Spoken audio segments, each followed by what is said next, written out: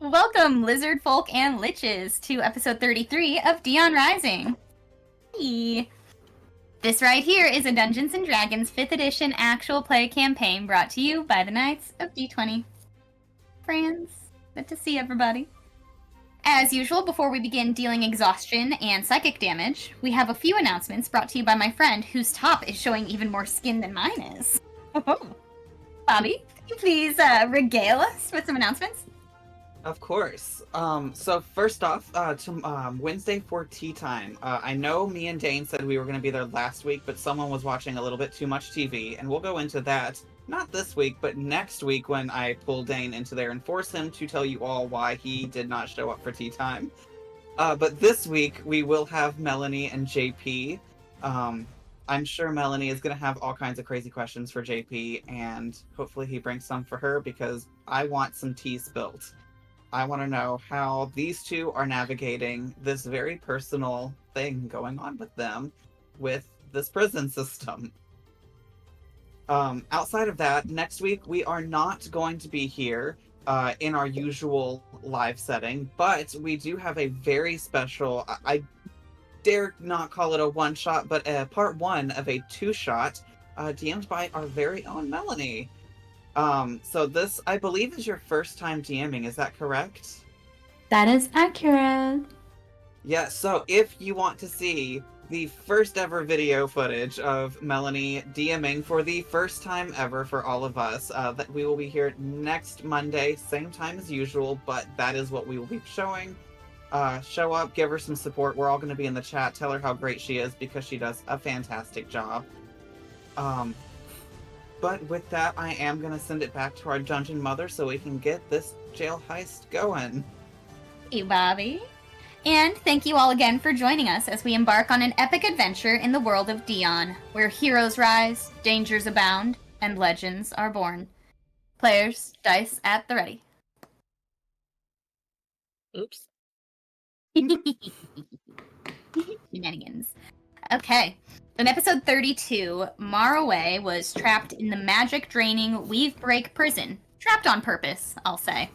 But he was growing weaker while meeting other strange inmates and learning a little bit about the prison's strange sort of light and cell rotation system. Meanwhile, the rest of the party disguised themselves as officials to infiltrate the prison, gathering up some crucial intel on cell locations, security, this cipher to try and figure out how those cells rotate around to keep the inmates from being able to escape easily. After slipping into the warden's office and stealing a few key documents, they negotiated Maraway's release under the guise of a prisoner transfer for one Miss Seraphina Blackthorne, offering some false intelligence in exchange. With Maraway finally back in their custody, the party races to complete their daring rescue before the prison catches on. So, that being said, let's jump right back into it. I believe you guys were hanging out still down in the sort of center of the four hallways, trying to figure out what your escape plan is. Just as a reminder, you do have Chiffon upstairs. There is sort of a time limit here. She's gonna start lighting stuff up to get you guys out if she feels need arises, or if a certain amount of time lapses. So, have you guys thought ahead? What is your plan? How much time has elapsed since we parted ways with her? Good question. Let me look at my notes. It shouldn't have been very long. You guys have made quick work of everything. I would say you've probably got like a solid 15 minutes left at this point before she's going to start blowing stuff. Okay. Yeah.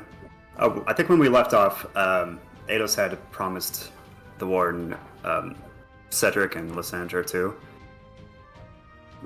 And did she seem to take that bite? She did. That is why she and the others left the room, I believe, or was that after they came back?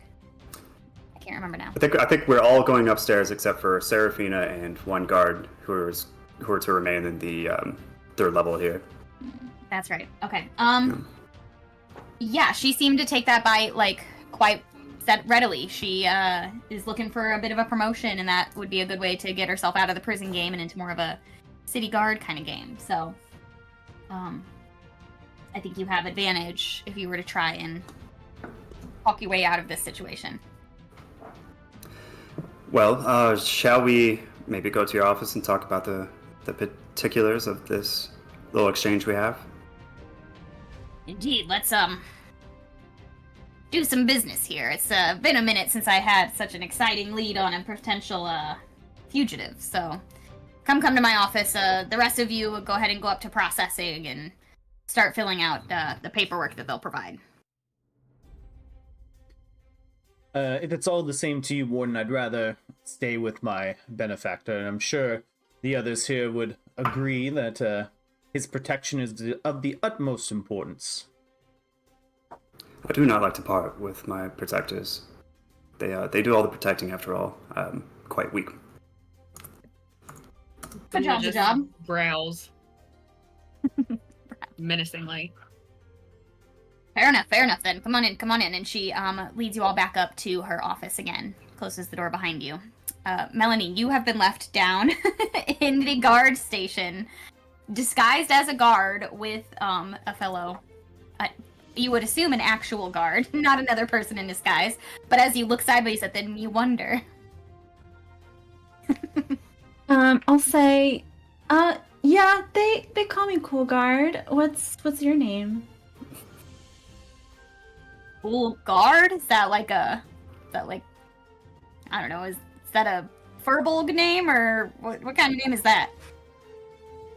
Just the nickname they gave me. I guess you haven't gotten one yet? That's sad. Well, I've worked here for 6 years, and I'm just now meeting you, so I'm amazed that you've worked here for however long, and you already have a nickname, especially one that is just Cool Guard. Yeah, For you, it's I my guess. my first day. I guess, everybody's just feeling me. We're vibing. It's your first day, and they put you on stage. Okay, all right, that's insulting. He just kind of starts to show you the ropes as we go back upstairs. The warden has sat down, offered Ados the chair across. All right, well, you've acquired your prisoner. Let's talk about what kind of information you can give me now. Do you have anything to drink? Is this the time? I mean, this isn't exactly a hotel. I'm sorry. You're great. Okay, well, I don't know about you, but I always keep a nice bottle of whiskey in my desk. I was just wondering if you had one of your own to celebrate your upcoming promotion. But if you want to do this dry, we certainly can. It's quite simple. You let us take this disgusting little creature back to Pravos, and we'll leave you with all the information you need to veritably destroy the Blackthorne name. Leads on Seraphina, Cedric, and Lady Blackthorne herself, Lysandra. So, what I'm hearing, and from my understanding thus far, the rest of the Blackthorne family has not so much a major arrest warrant, they're wanted for questioning. Do you have leads on any particular crime they've committed? I believe Maynote may supply you with all that information. She did call for all their arrests publicly. Yeah, you must have missed it. No, indeed she did. I was under the assumption that it was in relation to the Lord Blackthorne's crimes. But if you could give me something in which Maynote would be pleased to take down the rest of the family, I highly doubt she would object. Well, I don't know if you've spent much time around Valerian the Blackthorne, but he's quite equal partners with his wife. I wouldn't see it being very unlikely that they weren't working together to house the Crimson Cloaks, maybe perhaps in the minaret itself.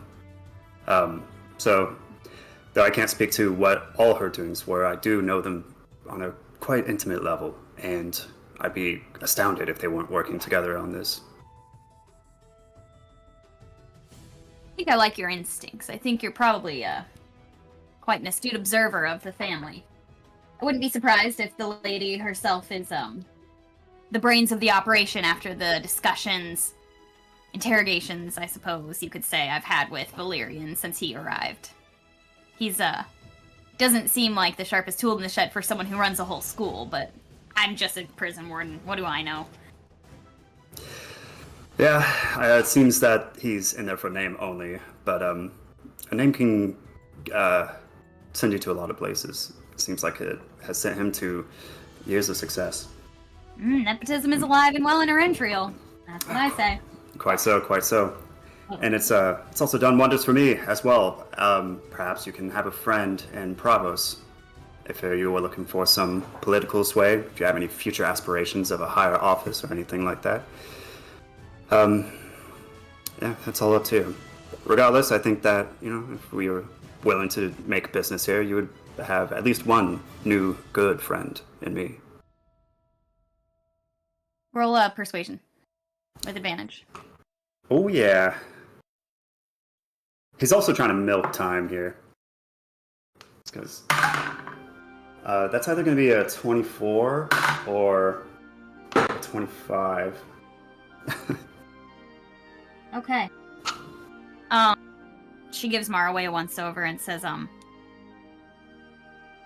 you didn't hear it from me, and I hate to, spoil a good negotiation while it's in progress, but we don't have the space or capacity to handle all the prisoners that we're intaking lately, so I'm more than happy to allow you to take this one back to Pravos so it can wring its terror over there, far away from my prison. In exchange, I'm gonna need a little bit to go on. Some information, some names, perhaps a place to look to find some information on the family. Something solid, you see. Certainly. Do you have any sending stones that I can get in contact with you with? We have something of the sort. Let me go upstairs and pick some up. Certainly. And she leaves you. You do hear her lock the door behind her once again. Hear her big heavy footsteps retreat down the hall. Am I actively wearing one of those collars, the magic inhibiting collars? They put the shackles on you, so you've only got the shackles on right now. And they are the magic inhibiting ones. Nullstone.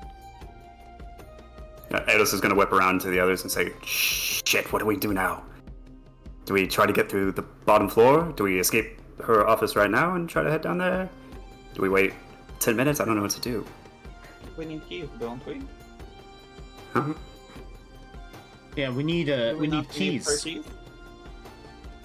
We need the keys. But also, if you don't let me just kind of knock her out, then she's just going to come down after us or hit that button that makes everything go in the wrong direction, and then we're not going to know where we're at. Well, certainly she can't go down with us. She either goes upstairs to deal with the problem that Kittenberry is about to start, and hopefully soon, or we bonk her and take her keys. Although I imagine the guards downstairs will have keys to simple manacles. Seraphina was left with one.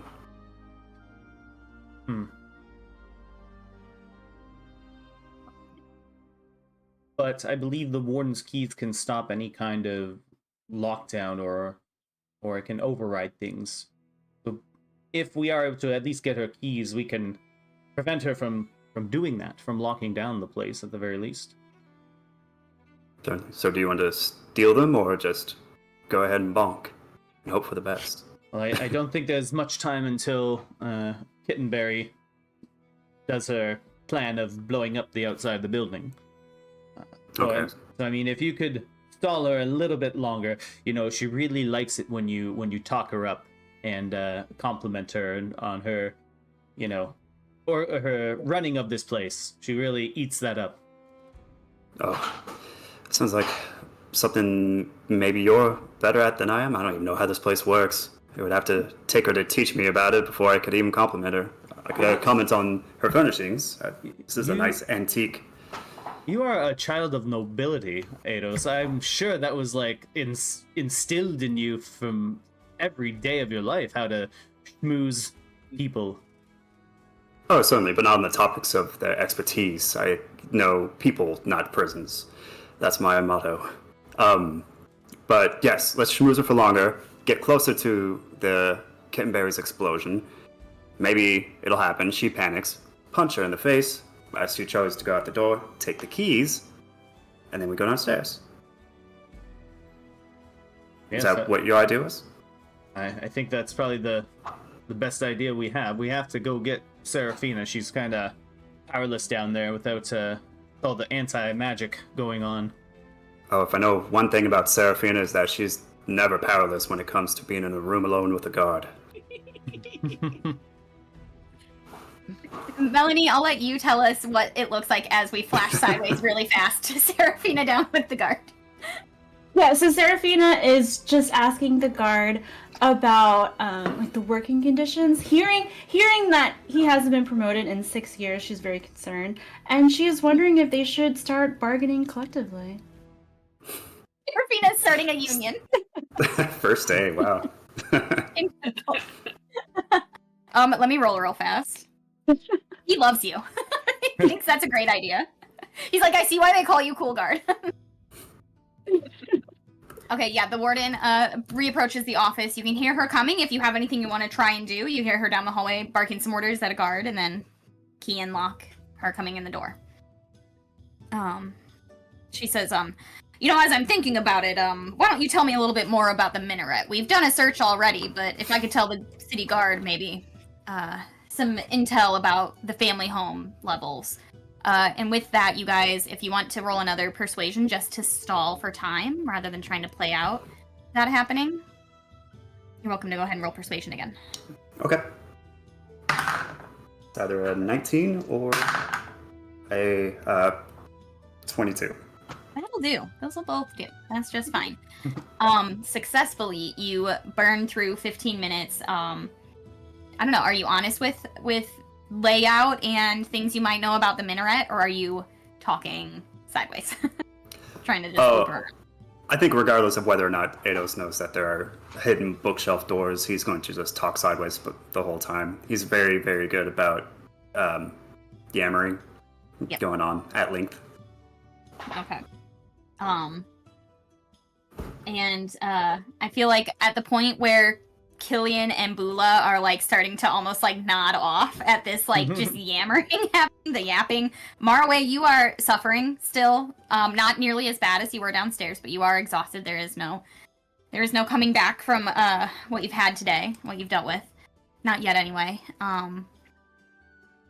Indeed, you are in the middle of a sentence, Eidos, when it's almost like you can feel the pressure change before you hear the crumble and the boom, sort of above your head, just directly above you guys almost. And then a second one, and then a third one slightly farther away that just kind of like rattles the wood of the desk. Boom, boom, boom, 3 big booms. And the warden jumps up the desk like this massive oak desk just scoots forward as she stands up quickly from behind it. And she immediately pulls a sending stone. She had gone up to grab some, but she pulls the one you saw earlier and holds on to it for a couple seconds and then drops it on the desk and bolts out of the room as quickly as she can. Doesn't even really give you guys the time of day. You're welcome to try something as she comes around the desk and pushes past you all to leave. Punch her. Punch her right in the face? Yeah. Can in preparation for that, Killian wants to use command on her to halt. Okay, is that an attack roll or a spell attack? It is a saving throw for her. What kind of save? Wisdom saving throw, DC 14. Okay. She rolled an 18 for a or for a dirty 20. Filthy little 20. Can Eidos cast it as well when he sees that fails?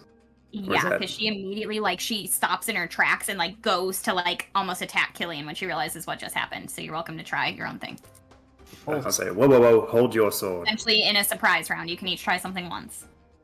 Okay, and that's going to be a Wisdom 15 DC. Think you're better than me with your saving throws? 1 point higher? Well, I mean... At least one better than you. That was a 2 for a dirty old 4. Ooh, dirty 4. Alright. And are you doing the same halt? Yeah. Just making her stay put. And she does, but she immediately, you see, like, beyond her olive green skin, like, the blood rushes up to her face as she gets so angry at what's happening. And also just this look of, like, bewilderment on her face as she realizes doesn't realize what's going on, but starts to understand what's happening here. Now, when we came in this time, they did not attach my manacles to the ground like they did on intake. Correct. So I would like to charge and ram her with my horns. Hot. I love it. Go ahead and roll an I'm attack sure roll. it's not gonna work because I'm so tired.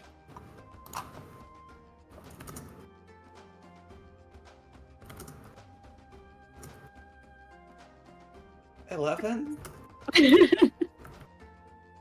An 11. Okay. This face plant in front of her.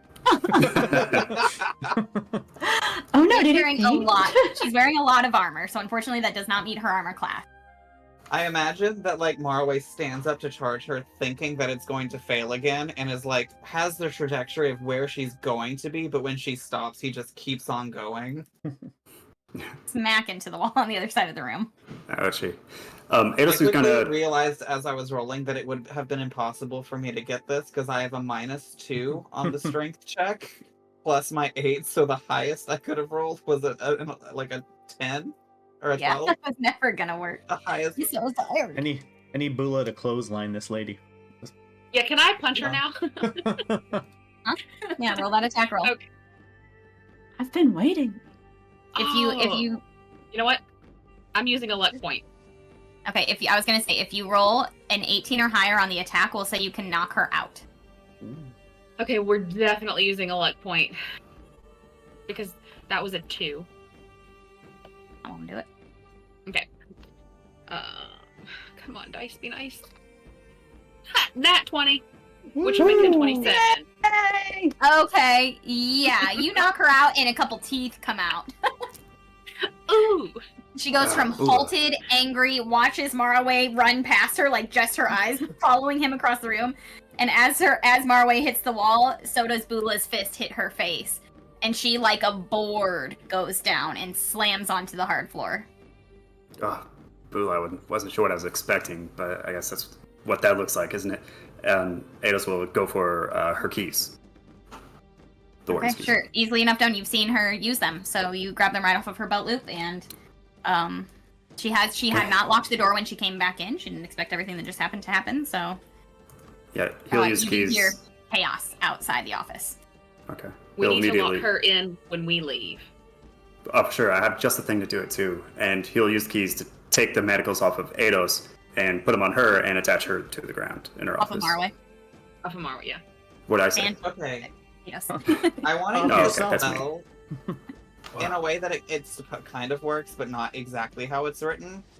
So I know that usually getting up from like unconscious, it's somewhat tied to your constitution. So I would like to hex her and hex her constitution, just to kind of keep her a bit more Brilliant. unconscious. Okay. And she is shackled. And at this point, unconscious, at least for a while. We still need to lock the door on the way out so nobody else can come in and unshackle her either. Certainly. Or at least so it'll take them longer. Okay. So when we get out there, act really frantic, and we'll pretend like we're going upstairs, but we're not. We're going downstairs. Yeah. Let's go. Okay. Let's I go. very quickly am going to grab all of the equipment except for my armor, because that takes too long to put on, but all of my other stuff I'm going to grab and go ahead and throw on. Oh, out of my bag, yeah. You would have had to run Yeah, over to the locker room. Remember, they took all your stuff and put it in a locker, so you'll go over that way to do so. Oh no, it's in Bula's bag. My bag. That's right. That's right. You took everything beforehand. Thank you. Thank you. Mhm. Yes, and you have to do that on this Somebody level. else- If you did it more, it would not work. Right, there's also helmets in here. We took Rachel, a you bunch. did took have- 'em. You already took them out? Okay. I She, didn't remember. she has nothing left. I will take her notebook just for, just in case. No, I meant, didn't we put some in my bag? Because we have to Mhm. take them out right now. Yep, yeah. Yeah. You have 2 in your bag, and 2 are with Serafina. Okay. Well, I'm going to hand them to y'all, because once we get downstairs, I can't use my bag. They're stuck Yeah. in there. Killing will, I'll just put one of them on. You don't want to wear the other one, Bula? Would it fit I my mean- head? Oh, sure. Yeah, it looks like it's your size. They're pretty chunky. You can probably get one on. Sure. Ados immediately sighs with relief and like fixes his hair, even though it's already perfect. All right, let's do it. You ready? Yeah. Go. All right. Rush out, and Ados will lock the door as he as the last person leaves. As Ados locks the door, he finds the key that locks it. Should be Killer's just gonna break off the key inside the lock. Nice. Very clever. Also, I just looked it up. Donning light armor only takes 1 minute, so we'll go ahead and put that on too while they were breaking keys and stuff. Yeah, sure thing. Easily done. Okay. Brilliant, brilliant moves. Let's keep it moving, you guys. Running down the changing hallway. Yep. Okay. Speaking of which, it has been a long enough time that it may or may not have switched. I hope someone wrote down the directions the last time you went. Yeah, Ados will look down the hallway and see if it's going. The end of it's going left or right. The first turn appears to be right. We're gonna hold off a bit. We have to wait for it to turn left. Just let me look in my mind's eye and verify that that is true. Well, even if we take Yes. Memory castle. even if we take My memory castle. even if we take wrong turns, it will bring us back to the warden's office at the very least. Sure, but I'm gonna save my stamina and just wait till it goes left. I know that it's 2 lefts, 1 right, and another left, and bang, you're there. Yeah, but that could take a while for it to change. Okay, by all means, go ahead. Sorry. Okay, so are you just gonna run? Are you gonna try and do the opposite of what Ados just said? So is there like a left and right down this hallway? The first turn is just either a left or a right. It's just that's one option. It's just a turn in the hallway. At every other junction, it's like a T junction. So you have to make a choice at every other one, basically. So Okay. it's almost like that first turn is going to tell you what you should do for the rest of the sequence, basically. So if you're going down the hallway and taking a right, then you would essentially want to do the opposite of the pattern that Ados just said. Which it was 2 lefts, 1 right, 1 left. So 2 rights, 1 left, 1 right. Maybe. Yell out if you end up at the elevator. I was gonna say helicopter. That would be cool. Well, Kelly's got After- he had a helmet on, so he kind of blends in with probably. And I guess at this point as well, is it like a lot of people, guards running amok down here, or relatively empty? Considering that most of the guards work above this, the second floor or up, and you left only Seraphina and the other guard downstairs, no one is like crossing paths with you. They're staying in their station, it appears. You do end up reaching the elevator. You don't see another person running either in your direction or the opposite way. Everybody's running sort of toward the blasts above. If I yell, can I be heard? I found it. Yeah, I think you're close enough. Yeah. Found it. Yeah, well, I stand corrected. Let's go! All right. Mar away very, very slowly, unless someone's carrying him. I assume Bula maybe is dragging Just like behind, a Yoda but backpack right now. yes, very much Yoda backpacking. You all rush down the hallway. You get to the elevator. We're gonna do another sort of synchronized roll between whoever the two are that are gonna pull those levers. Remember, you either both have to get an even or you both have to get an odd on a straight D20. Kill will be holding one hand. Who's doing it with him? I'll do the other one. Okay. All right. We had this problem. I had this problem with Zada. We go on 3. Okay. 1, 2, 3, 4. 9.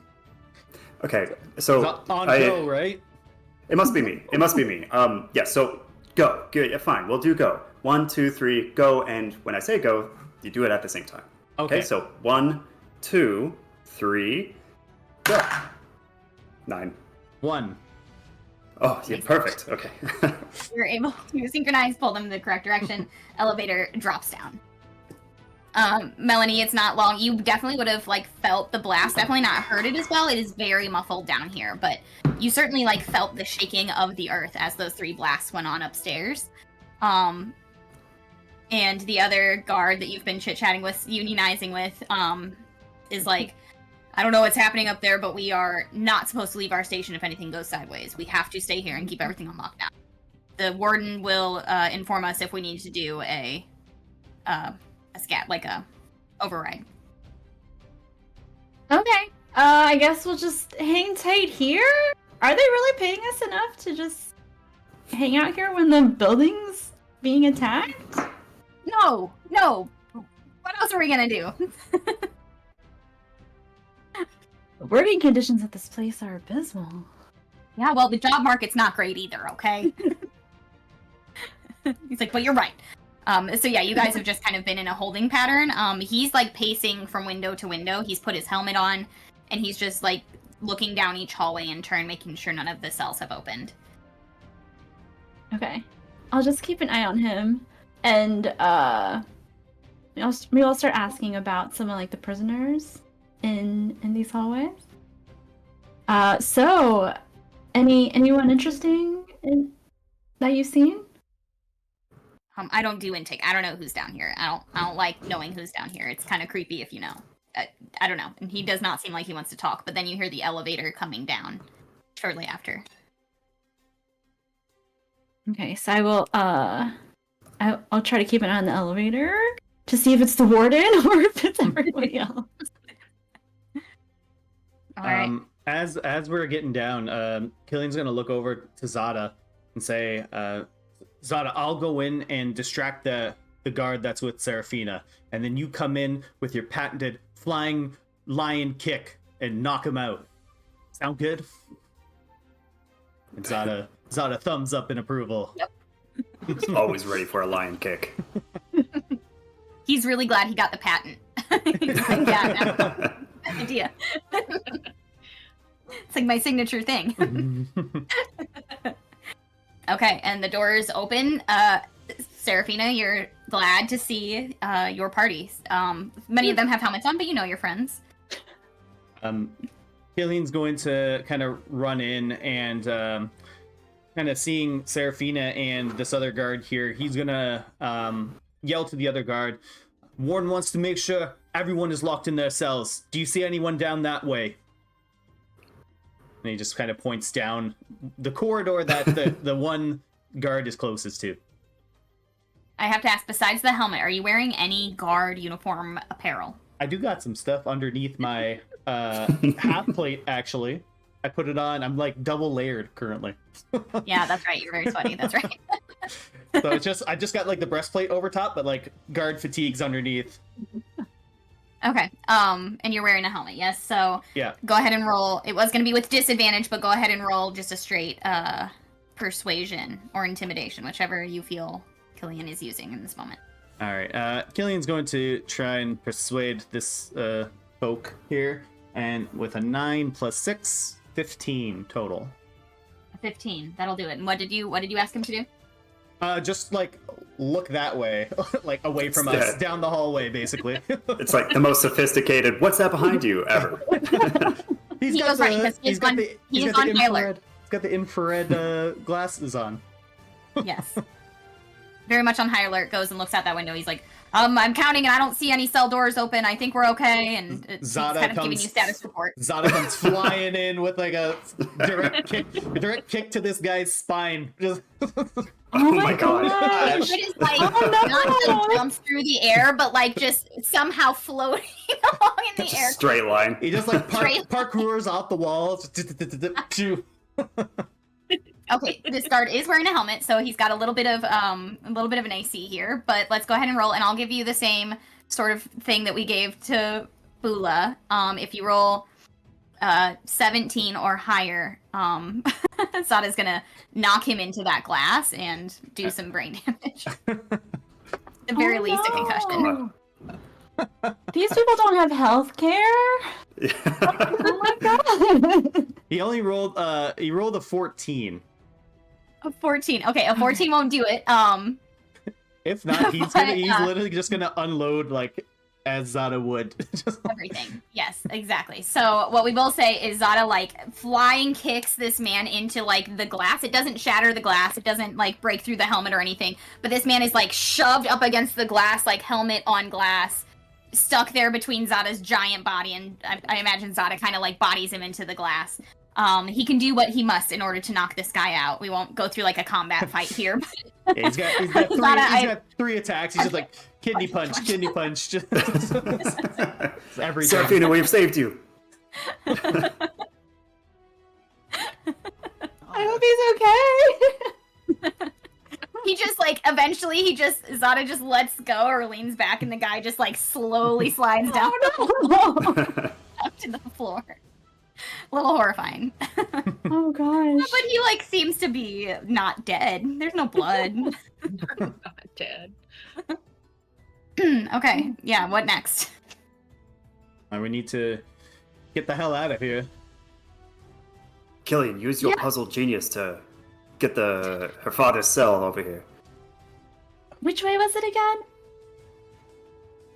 Left, right, left. It's a different puzzle. I'm trying to figure out which way it was down. Doesn't matter so much. We'll just say you know it because you figured it out last time. Isn't there section 2? Cell 481. 481, yeah. It is Section 2 currently. So yeah, you went down. Does this guard that has just been assaulted for absolutely no reason have keys to these cells? He does not have keys to the cells. The warden would be the only one with keys to the cells. He has a set of keys, like just like basic shackle keys. We have the warden's keys, so. Yeah. I was about to say, we already have what we need there. Unless you want to do something else. I was gonna go get the guy who wants a sandwich, but I don't know if we have time to be running from one end of the prison to the other end of the prison. I was gonna like, go do that while y'all get That's bad. But if I want that NPC real bad though. Sandwich guy. We gotta save him. He was so good to me. We one couldn't knows have about to everyone after. Yeah, I'm also not letting Maraway just tootle off down in this dungeon prison by himself. Nope. Mm-mm. And She's got you on like a backpack and you're not going anywhere. Only Maraway knows about the sandwich man. But no, we have to go get Seraphina's father. Mm-hmm. Yeah, which way is he? Okay, Lead yeah, the he's way. down the hall to the east. Yep. Section 2, Okay. go. Those of you who have the helmets on, you'll want to kind of lead the people who don't, since it is magical darkness down here. Your footsteps make the little green sound candles flicker as you run by, but you make it down to Seraphina's father's cell. You find it, the number etched into a small plaque on the wall. And you have the key, so you're welcome to open it up. Yeah. Pop that bad boy open. Okay. It is, the magical darkness really is only affecting the hallway, so you can see a little bit into the cell. It's dark, your eyes have to adjust, but you see a figure very much like slumped over on the floor, one knee up, like head resting on knee, on arm. Just like someone who's barely holding on after being here for even just a few days is a lot. Seraphina will rush in and go to her father. Dad, are you okay? Dad, we're here to save you. My girl? My Seraphina. Where are we? Don't worry about it, but we have to go right now. How are you feeling? Can you walk? Feeling pride I don't think I've felt in my life. I cannot walk at all. Not a step. I am in so much pain. Please carry me. Okay, Seraph. Yeah. I was gonna say, we'll have Zada do that. Yeah, Seraphina will say, Zada, can you carry him? Yeah, and Zada gets down low and flings arms underneath and helps him to his feet, as dignified as one can for an aged man, a man of a certain age, who has been in a magical, painful prison for a bit. Don't worry, Alright. Dad, we're gonna get out of here. Is he like, does he have handcuffs or anything? Or manacles? They're not really shackled when they're in their cells. Okay, okay, perfect. They're shackled for movement. Okay. Okay. As you get him on his feet and head back out to the hallway, which way are we going to try and go to escape? Down the elevator? I guess down. We'll try that first. What did Serafina's mother say about this fourth floor? Didn't her friend say something about it? Just that the best way out is through. I'll kind of like... Go ahead. I was gonna say, I think going upstairs was gonna be nothing but guards up there, investigating what's going on, so... Dad, have you heard anything about what's going on downstairs? Daughter, I haven't heard a thing, and I don't know how long I've been here. And I do know, it gets hot some parts of the day or night, even in our cells, which are usually quite cold. I have a friend that might know a little bit more about how to get there. He's been here for quite some time. Oh. Which way? Which way is Then he? cell, I don't know how these are numbered. The one next to me, it's probably 205 if all the odds are on one side. Yeah.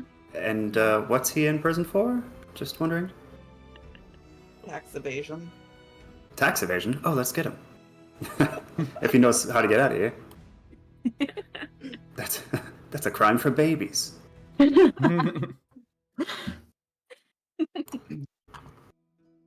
Okay. So you go to get Varmox the Severed from his cell. This guy's With a name name is like that. The name like that, he's got to be on the straight and narrow. Okay, but you're welcome to do so. You have the keys to the cells. Marway can lead you right down to where his cell would have been compared to Marway's. You just go ahead and open the door. Do you try and talk to him first? Let's talk to this guy before we let him out. Yeah. Imagine, Who- like, from the outside, I would have Bula, like, bring me closer to it. Hello? Are you in there? Are you out there? Yes, I've come to bring you to get a sandwich. Ah, a sandwich. I'm for it. Let's go. Do you know how to get down to the 4th floor, by chance? Do you know how they take people? They take people to the 4th floor, and people don't come back up from there. So, you go down. That's the easiest way to get there. But is it like, it's elevator, yes? I assume so. Alright guys, crack it open, let's go. He told us to go down in the elevator. That's not that much information. My sandwich! He Can promised! he walk? We're already carrying 2 people. We can't carry another. I think as you say that, like, what was this, like, the red sort of glass that is in the helmet visors, that just kind of, is very dull maroon red, very dark glass, but it goes black as a figure rises, like, so tall and covers the glass. Like, you can't see through the glass, but it just goes dark as this figure is on the other side standing at full height. And you hear, I can walk. Like, very close to the door. Oh, jeez Pop Louise. is open, he's great. Well, Gillian will look at Ados. We sure about this? Hey, Varmox the Severed. How'd you get the name the Severed? I'm curious about that part. Is that a family name? Yes, I'm actually Varmox the Severed the Third. Oh, interesting. Okay. Is he lying? Or can I do like an insight check or something? Yeah, roll it.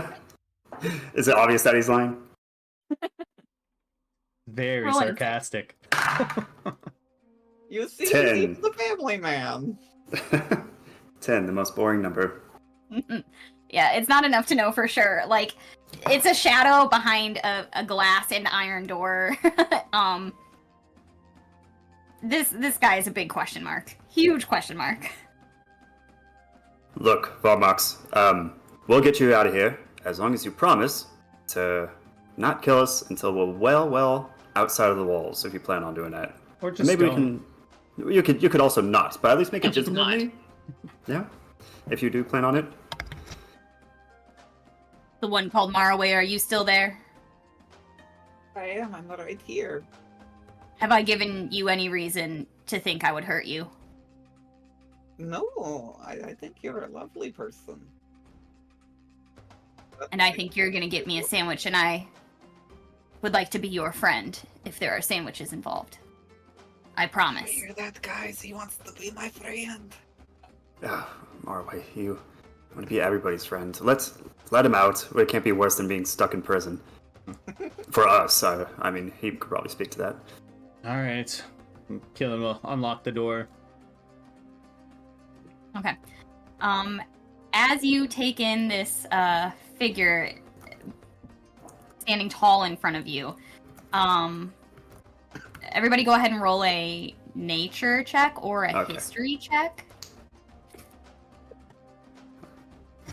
At least it's not initiative. I got 16 history.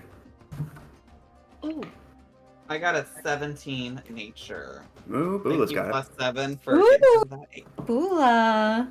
I got a nat, but I'm a -1, so it's really a 19.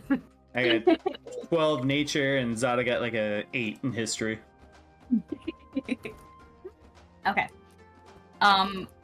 The creature you see before you, and that some of you would recognize ish, akin to a dragonborn, but not. This is what would best be described as a half dragon. What the other half is not obvious, especially not in this lighting under these circumstances. But this person is a half dragon standing before you. Oh, maybe the Severed really is your last name. My mistake. Shall we? Just nods quietly, steps out. Huge imposing figure has to duck to get under the door frame. You all have to step way back and off to the side to get out of his way. He's just unwieldy, even just in like old soiled loincloth. Like that is all they've given this creature to live with. But imposing nonetheless. And you're welcome to move along with your new ally. Let's Yeah. get to the elevators. I don't like it that she giggled when she said that. Yeah, that's a little ominous. I'm good at the ominous giggle. It's my thing. Okay, you all head to the elevator. Instead of you having to roll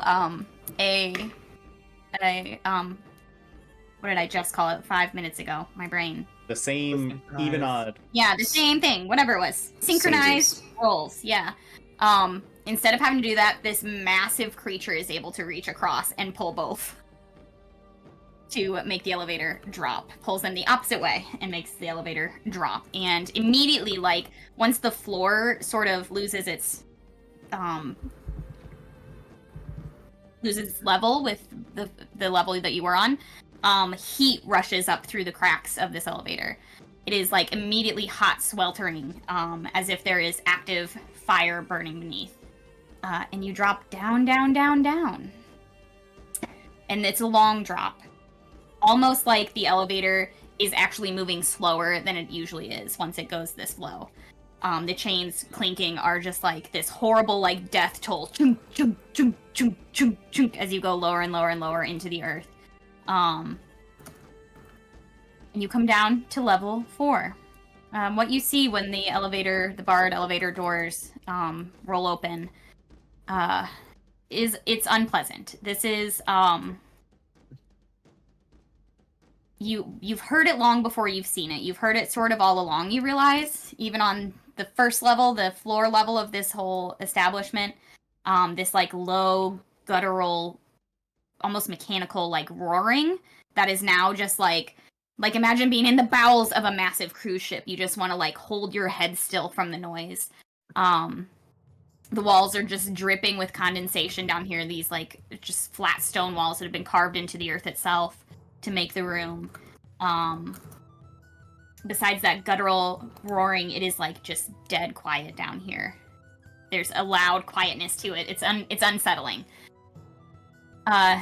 what you actually see in this room. It is all centered around this massive, what looks like a huge forge.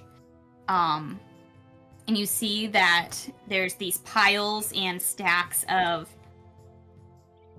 what looks to be leadstone, this lead nullstone, that they've built this whole prison out of, with different massive shovels to throw the lead nullstone into this furnace to keep this prison running. It appears to be some sort of power source altogether, not just a construction material, but the fuel that keeps it the way it works. And it is actively burning right now through a whole bunch of stone. In one corner of the room, though, you see something even worse. There is just a pit in this stone floor, with just a steel sort of fencing around it. And, just bodies of, like, 3 or 4 bodies in this pit, waiting to be thrown into the furnace. It appears to be like an execution pit of some sort. You see next to the pit are just whatever they were wearing when they were brought down here, whatever clothing item they were allowed to have, personal effects, just laid to the side, as if also ready to be burned or sold or whatever they'll do. Seraphina will go to the bodies to see if she recognizes any of them. Okay, roll history.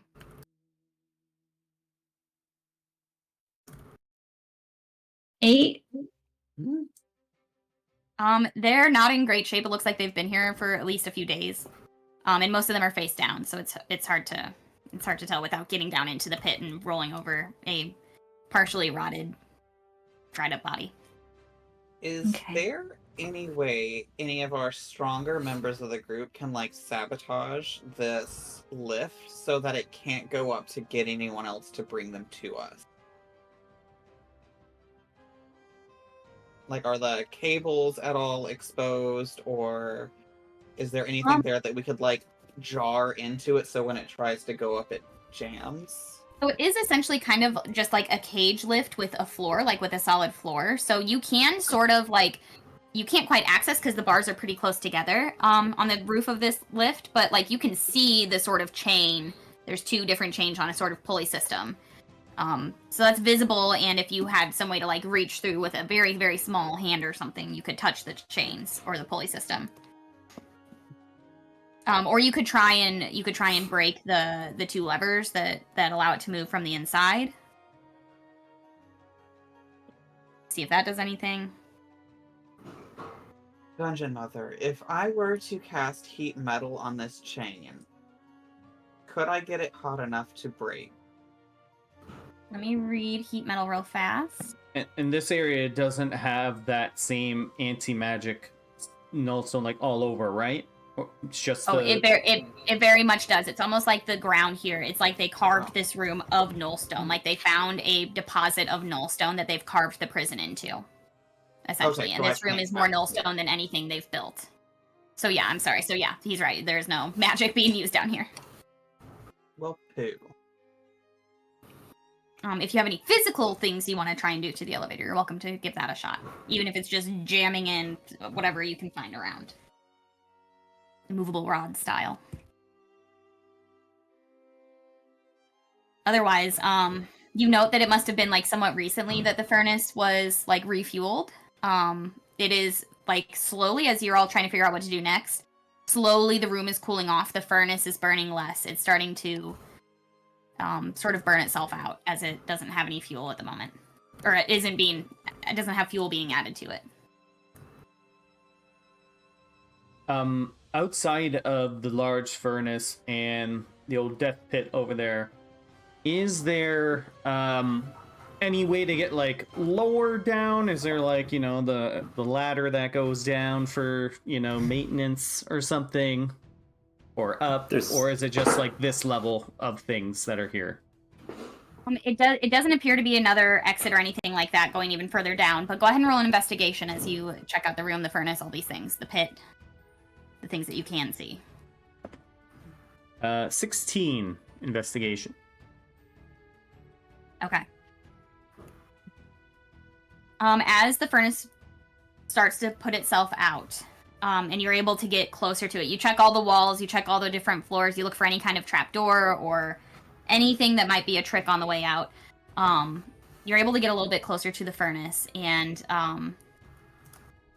you spot with that 16 underneath the still quite hot coals at the bottom of the furnace, where they've just sort of turned to ash and shifted a little bit.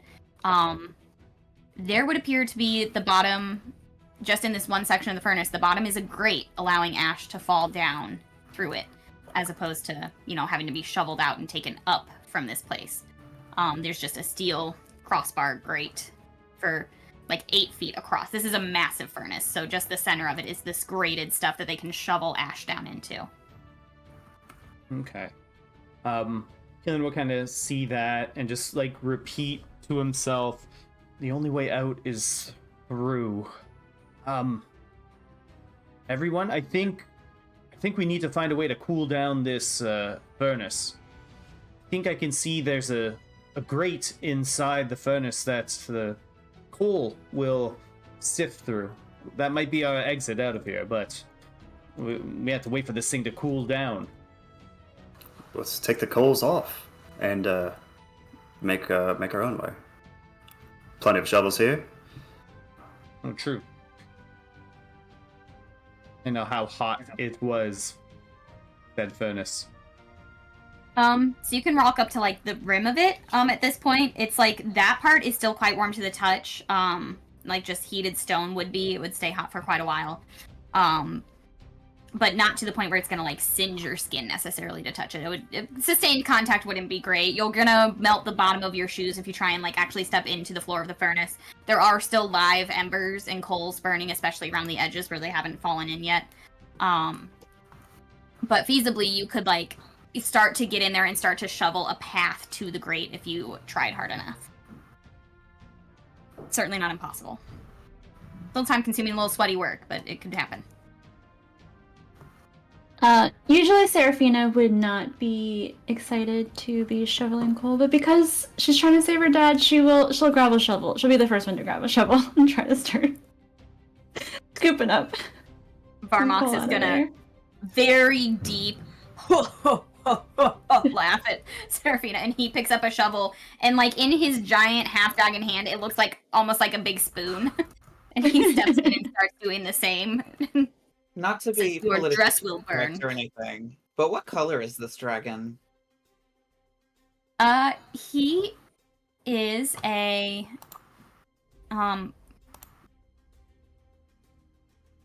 he's quite dark in color.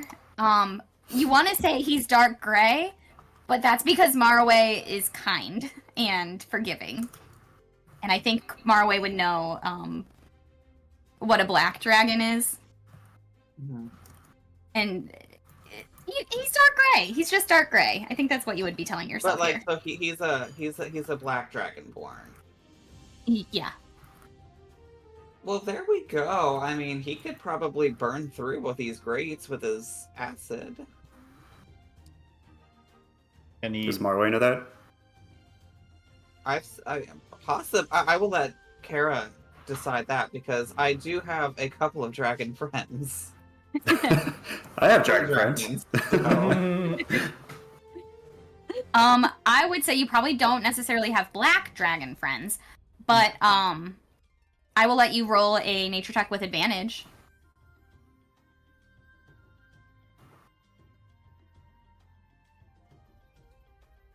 It's a 16.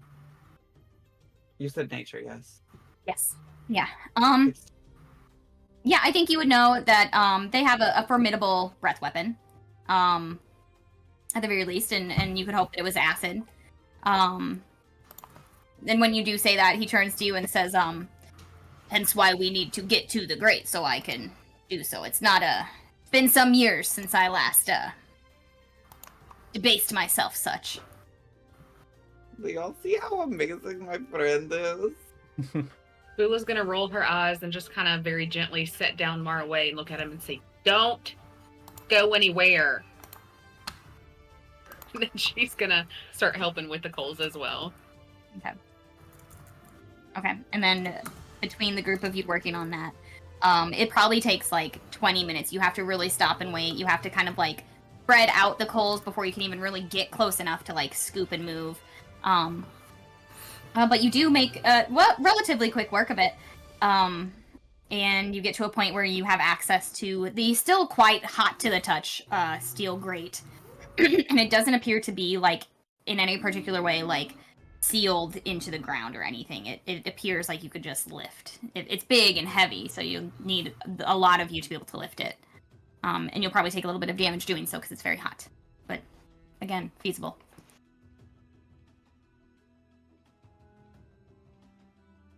Is that what you want to try and do? Give it a lift? Working on the coal mines.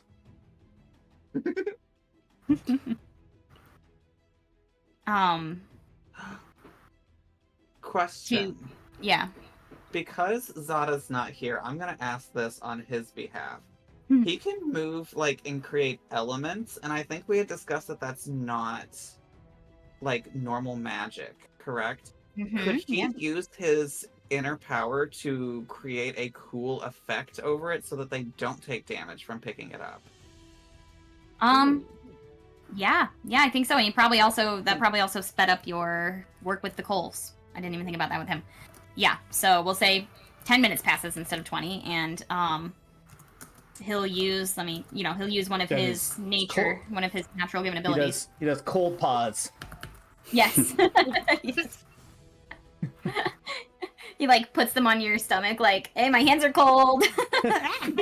And he has that ability actively on his feet because he does not wear shoes. So yes, definitely.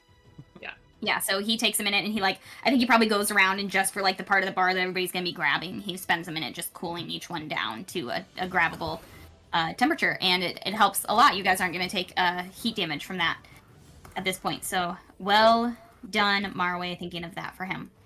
So with that, everybody gives a huge heave-ho. It's gonna take pretty much everybody in the room who's even remotely capable of doing manual labor right now. So basically minus the two mages who have been suffering in magic cells for a while. But you have to like pick it up and like scuttle it off to the side. Very big and heavy, but you are able to do so, and what you see beneath is this earthen, uneven, dark tunnel sloping down at a pretty steep angle, so you'd have to like kind of slide and skid to get down it. Ooh.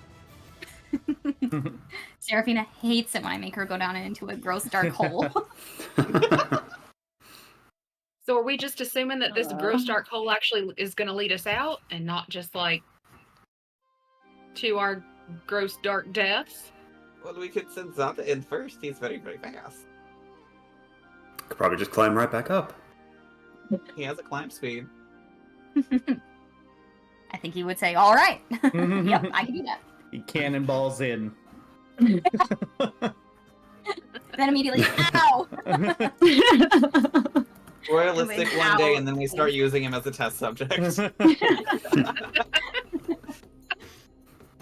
Okay. One by one, or a minute passes. You hear from fairly far down, so it's very echoey, quite a bit muffled at this point, but you hear Zada's, like, I think he probably uses, like, his booming roar, essentially, but with some words thrown in so that you guys can hear him and understand. It's safe. It's the ocean. It's cold, but it's good. Okay, so I imagine since Zada went down, he put down my dad. So I'm gonna turn to Killian. Killian, would you mind carrying my dad and bringing him down? Don't get too much sweat on him. You look really sweaty right now. We're all incredibly sweaty right now. Are you not? Are you not sweaty? It's so we hot look over down and here. Seraphina doesn't sweat, she glistens. She glistens.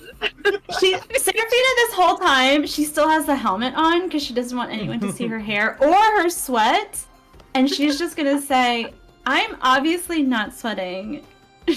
These helmets are extremely hot, as Killian has one also. Maybe for you, but not for me. Can you please help my dad? Yeah, it's not a problem. I can do that. Thank you. And He throws an arm over your shoulder. Killian, my boy, what an adventure this has been. I am ready to never adventure again. How about you? Retirement? Yes, retirement. Let's. I have a long way until retirement, and he'll just jump in with Valerian.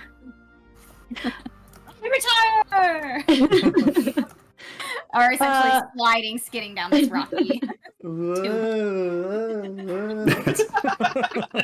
It's like the Goonies. Yes.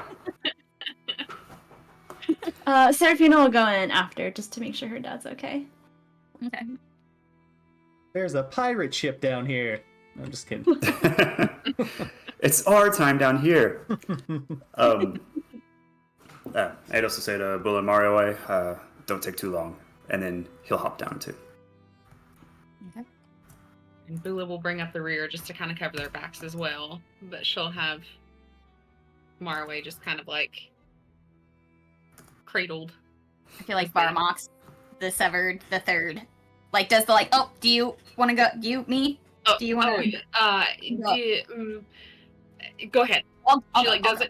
doesn't necessarily want him behind her, like because she can't watch him as well. Still not real sure about Marway's taste in friends. Don't look at Varmox. my face. You're one of them. Right. That's what makes me question your taste. He hops in, and then you guys can follow. Okay.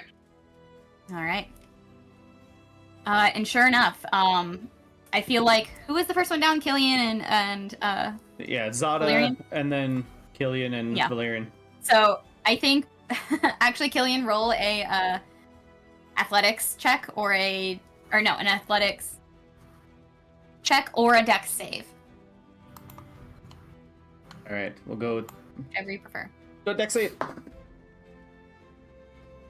18. Okay. Luckily, you are sliding down quite fast, and you realize you're coming up right to the end of the tunnel, like almost too late. It's very dark until it's not anymore, until the moonlight is showing the water. And you have to, like, skid yourself to a quick stop in order not to, like, slam into Zada, who also, like, stopped himself short of, like, going out what is just, like, you see hole in ground or hole in the side of a cliff and ocean out that way. So you managed not to knock Zada into the water. You managed to stop yourself and Valerian. However, let's do that same deck save for everybody, as you all have the same problem of bringing yourself to a halt Okay. before As dominoing I'm into being the carried, am I making this as well? No, you can give your person advantage if you're gonna try and help. I already There- have advantage on dex rolls. Then not necessary. Then no, we're just along for the ride. Serafina gets 5. Ooh. Rita, who do you plow into? Killian, your dad, or Zada? I'm gonna say Killian. No.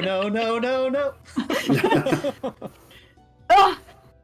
Ew. She feels like a little sweaty and gross. And you both go flying over the edge. Your dad just watches you like, what? And you Are we both in the water? You both fall about 15 feet Oh my and land in the ocean. As we fall, because Killian doesn't know how deep it is. He'll try and like grab Serafina and like he'll land like on his back into the water, trying to like protect her. Aww. How Okay. romantic. It is quite rocky. It is very romantic. Oh, It's like never a mind. very rocky shoreline up here. So So, I turn at the last minute to put her first. I was actually using your body as a shield.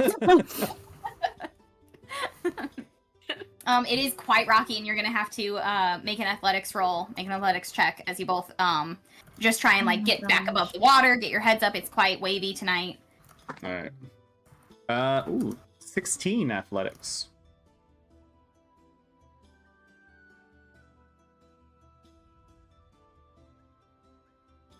Melanie, I mean, oh my gosh. Not good. you're swimming in a heavy One? gown, I imagine. A what? A 1? A 1. Okay, Serafina, you can't get your head and tail right. You don't know where the surface is. You feel like you're starting to swim toward the surface, and you find yourself just buffeted by another choppy wave, and you can't quite find the surface. And Killian, you come up and you look around. You managed to get into the water. You managed to land where Seraphina wouldn't hit a rock. But by the time you swim up to the surface, you can't find her. You've lost your grip on her. The sun is setting. It's Yeah, I was gonna ask, like, is it like dark outside, or like not dark yet, but it's close. Are we on like a cliffside that's like the sun is like it's dark because the shadows overcasting it? Like sun's coming this way, cliffs like this, darkness. Yeah, essentially, yes. Killian will go underwater because he's got the helmet on, and does the helmet see heat signatures? It does. It does do that. And this is pretty cold ocean water. So using that, you don't even have to roll for it. You're able to spot her body, not far, but going down. Definitely more sinking than swimming. Yeah, Killian will swim towards her. Okay. Melanie, make a con save as you start gasping for breath in a panic. You can't see him coming toward you. You just start to panic. How close am I to her at this point? You're like 10 feet above her, basically. So. Okay, so you do get my aura for +3 to your con save. Ooh. So I have 18. An 18. Okay, good. So you can hold on for the time it takes Killian to swim down to you. And Killian, I won't make you roll for it. You found her, you grab her, you swim her back up to the surface before she has to roll another con save to try not to drown. You come up sputtering, but alive, and breathe sweet air. And honestly, it probably feels nice to wash the sweat off a little bit. Killian wants to look for anywhere that they don't have to be treading water, essentially, like any little beach or anything like that. Before you do so, let's see who else splashes down into the water, if anybody. So, who was next down? Was it Ados? Go ahead and roll that dex save, or tell me what it was. Okay. Ooh, 8. Yep. Do you choose to plow someone else into someone else, hoping they'll catch you, or do you aim for the spot where you're not gonna be able to slow yourself down enough to stop yourself in time? You're going off the ledge, you think regardless, but some person might be able to. I'll aim for a clear spot and just kind of like rush off the cliff. As I'm midair, I'll touch my forehead and cast fly on myself. And and then I'm just like floating above the water. My cape gets much longer. It's very alphabet. Yeah, it's very nice. alphabet. Defying that gravity. Oh yeah.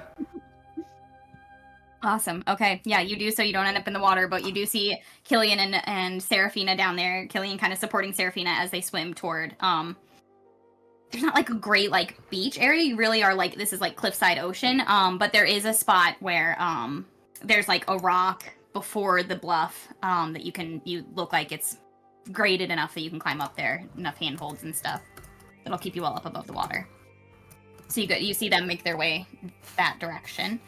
I rolled for Varmox the Severed the Third. He rolled an 18, so he's able to bring himself to a stop up next to Lord Valerian. And then Zada's there too. Zada too, thank you. Who wants to roll for Zada? Anybody, or shall I? Well, Zada caught himself first. Oh, right? Zada did. So... Zada was first. He was first. Yeah. So even with advantage, I have an 8. Okay, Marway and Bula go flying past. What was that? I didn't hear it. It cut out for me. It was an 8. With it, that was with advantage. See, we're going swimming. Going. Yup. And with a big splash, you guys end up in the water. So go ahead and we're going to do the same thing the other two had to do. Both of you will need to roll an athletics to try and swim yourselves to the surface. So can I instead... I want to cast Speak with Animal and try to find like a sea turtle or like some kind of aquatic animal. Because I have hooves, there's no way my butt's swimming in the first place. And these arms aren't strong enough to do it by myself anyway. You are underwater, so I'm wondering what happens with Speak with Animal. Are you able, like, if I you're also speaking have message, Dolphin, so I could message them. Okay, I think that'll do. Okay, but also, like, even as he's doing this, like, Bula's, like, grabbing for him. Right, you can She- assist him. Yep. She knows that his hooves are not good flippers. Was your athletics roll pretty good? That was an 18. Like allow you just to assist him toward the surface, sort of like Killian did. It was what? 18. 18. Yeah, that'll do it. So Marway, you start to try and make animal friends in the ocean. You don't have to. You feel Bula's arms find you again in the water, and she swims you both up to the surface again. So you don't have to use those spell slots. And just like that, some of you in the water, some of you climbing up out of the water, some of you just on the edge, have made your way out of Weave Break, it would seem. You can hear the somewhat distant now yells back up toward the prison. And this is a good point to take a little break, as you've done your job. So we'll be back here in about 10-15 minutes-ish.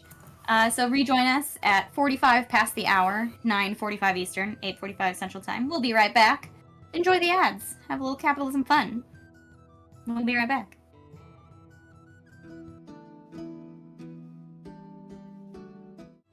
Welcome back, gang. Hi, thanks for waiting. Thanks for sticking around.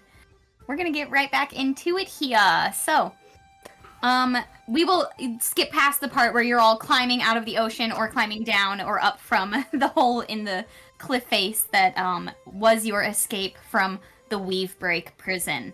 An incredible act of bravery and some very nice dice rolls got you through that relatively unscathed. We have a very mentally injured Marway, very mentally injured Seraphina's father, Lord Blackthorne. Otherwise, we came out of this on top, I feel.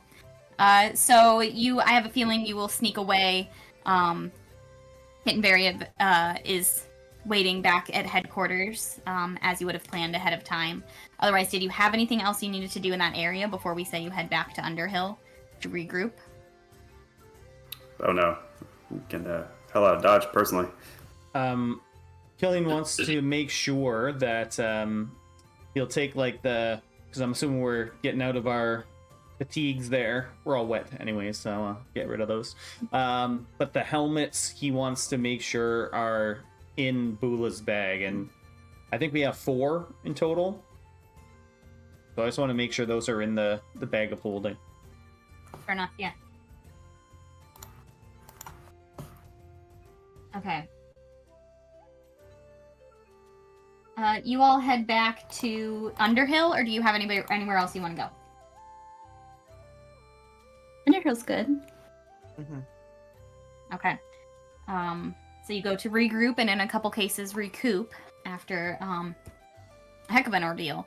And you walk into Underhill. It is it's dark by the time you get there. It's properly nighttime, so Underhill is a little bit busier than you've seen it thus far. It's pretty packed with people, being sort of a speakeasy of some sort of renown. I think you look back toward the booth where initially Seraphina and Zareth would have sort of set up shop in your initial days after the arrest warrants were put out. And I think simultaneously all of your stomachs drop as you see Zareth and Lady Blackthorne and Admiral Maynote sitting there together.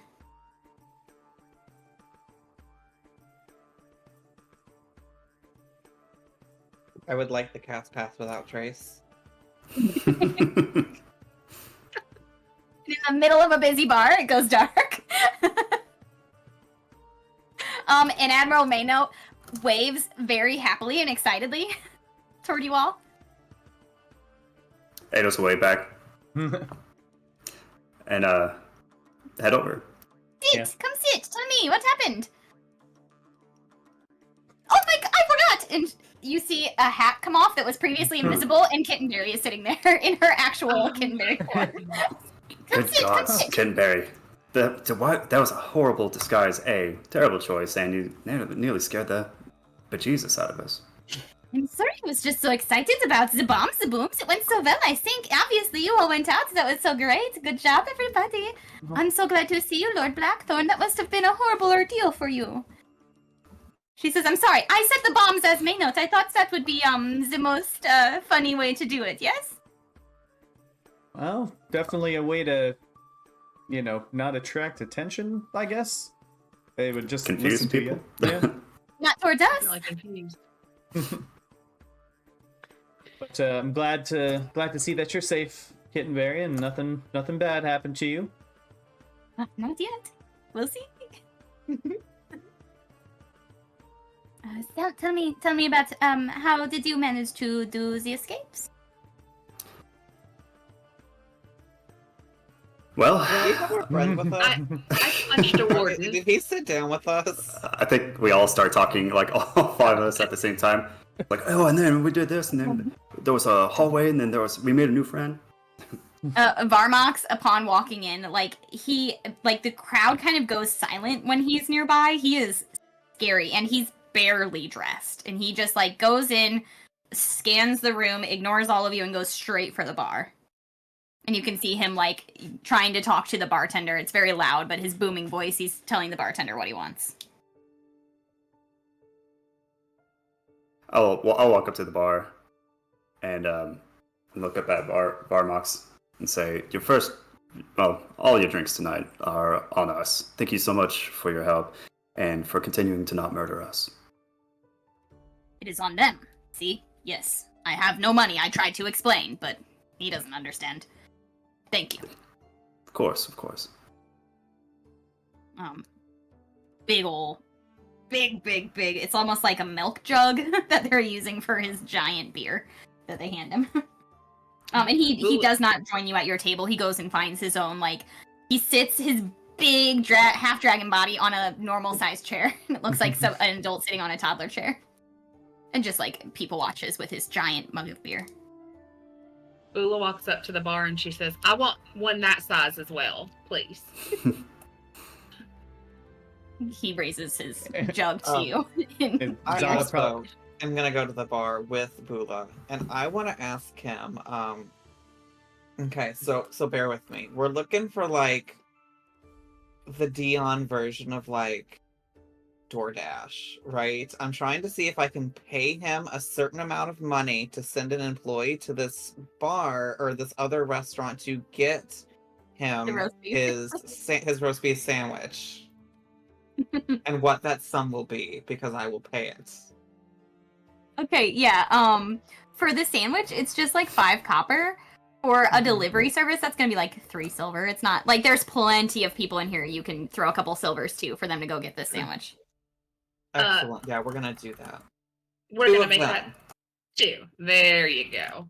With a roast beef sandwich. Because he did say that he would get a sandwich with my friend Bula, so. True. All right. But I'm not going to tell him that it's on the way until it gets here. Okay. He's a couple tables away, just sort of he almost he looks like he could be people watching, but when you watch him long enough, he's just staring straight ahead, just zoned out. Almost like when your eyes just sort of slowly go 2 separate directions, just totally checked out, but drinking his beer.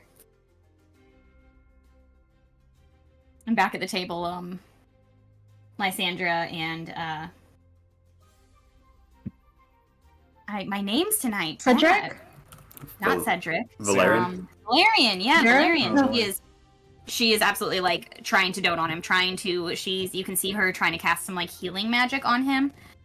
Seraphina, and even Cedric's trying 1 or 2 things that he's learned.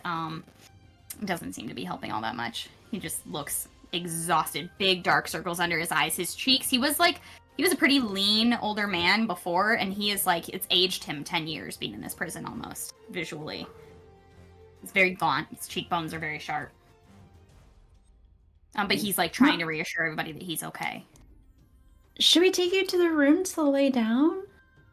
I think that would probably be wise. We can regroup in the morning when maybe I've had some actual sleep. Okay, I'll help you up. Lysander says, Seraphina, you've done enough. She puts a hand on your cheek, and you see a genuine tear come to her eye. A single tear. As she holds your cheek in her warm hand and says, my daughter. And puts her forehead on your forehead. Thank you. And gets up from the table and helps Valerian to get to a room. Seraphina Well, will we'll just just- be. Yeah. I was gonna say, before her mother leaves the table, Bula just kind of snorts and looks at her and says, "Told ya."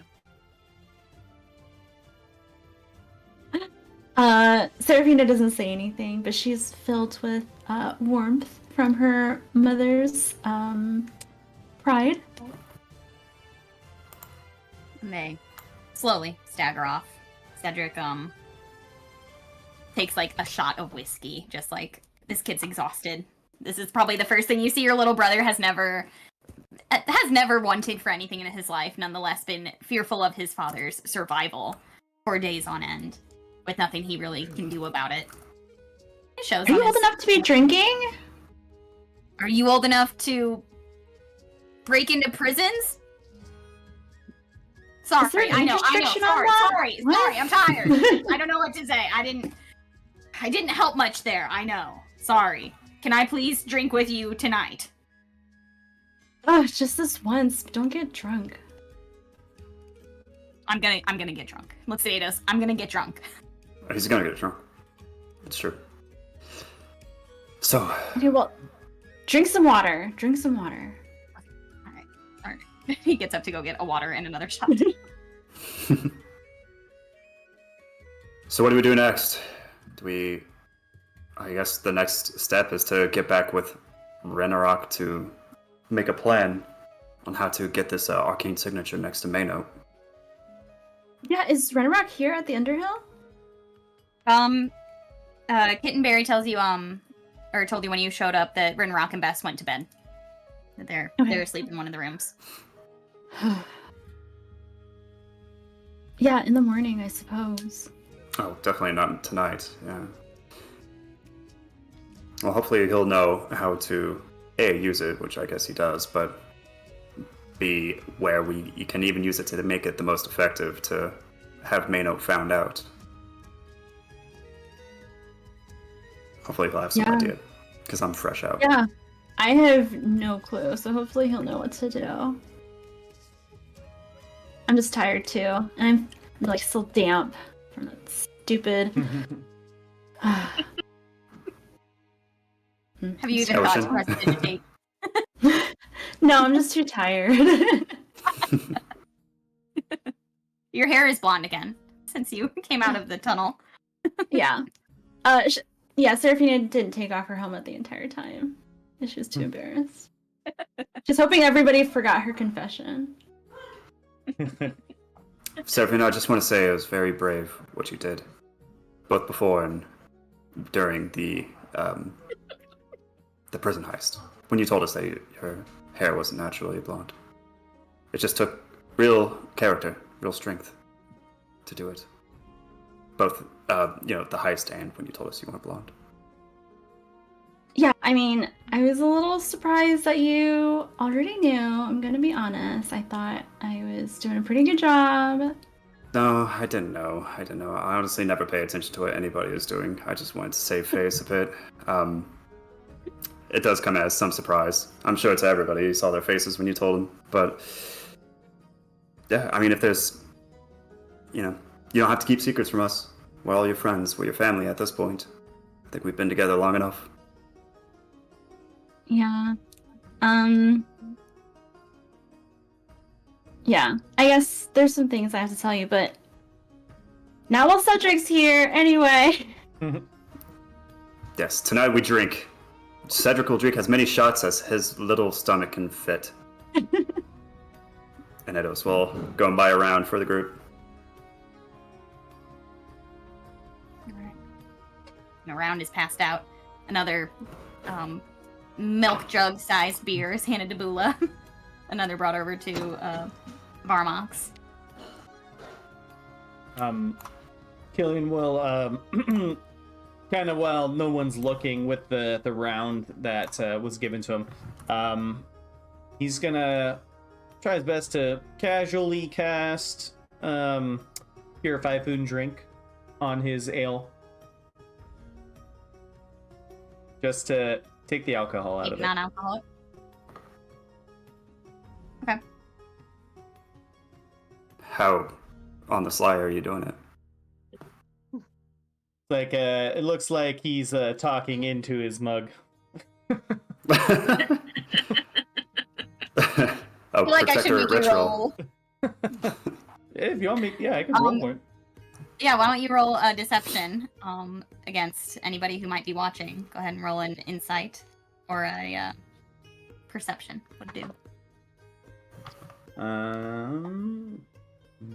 Deception, you say? 14. Eidos, are you watching? Or what's your I'm passive perception? 14.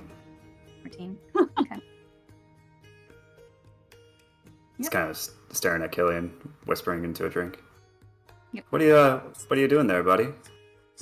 Are you?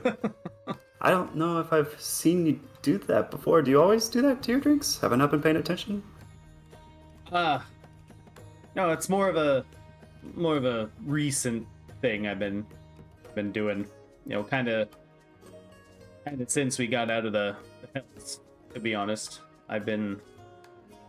Well, I don't know if you've noticed, I haven't really been drinking anymore. Oh no, I'm sorry. No, it's okay. Just well, the last time we all got drunk together, the very next day we were, caught unprepared by those Union people, and I don't want to be caught unawares or hungover if dangers come our way. So I just think I'd rather keep a clear head at all times as best I can. Oh, great, now I feel unprofessional.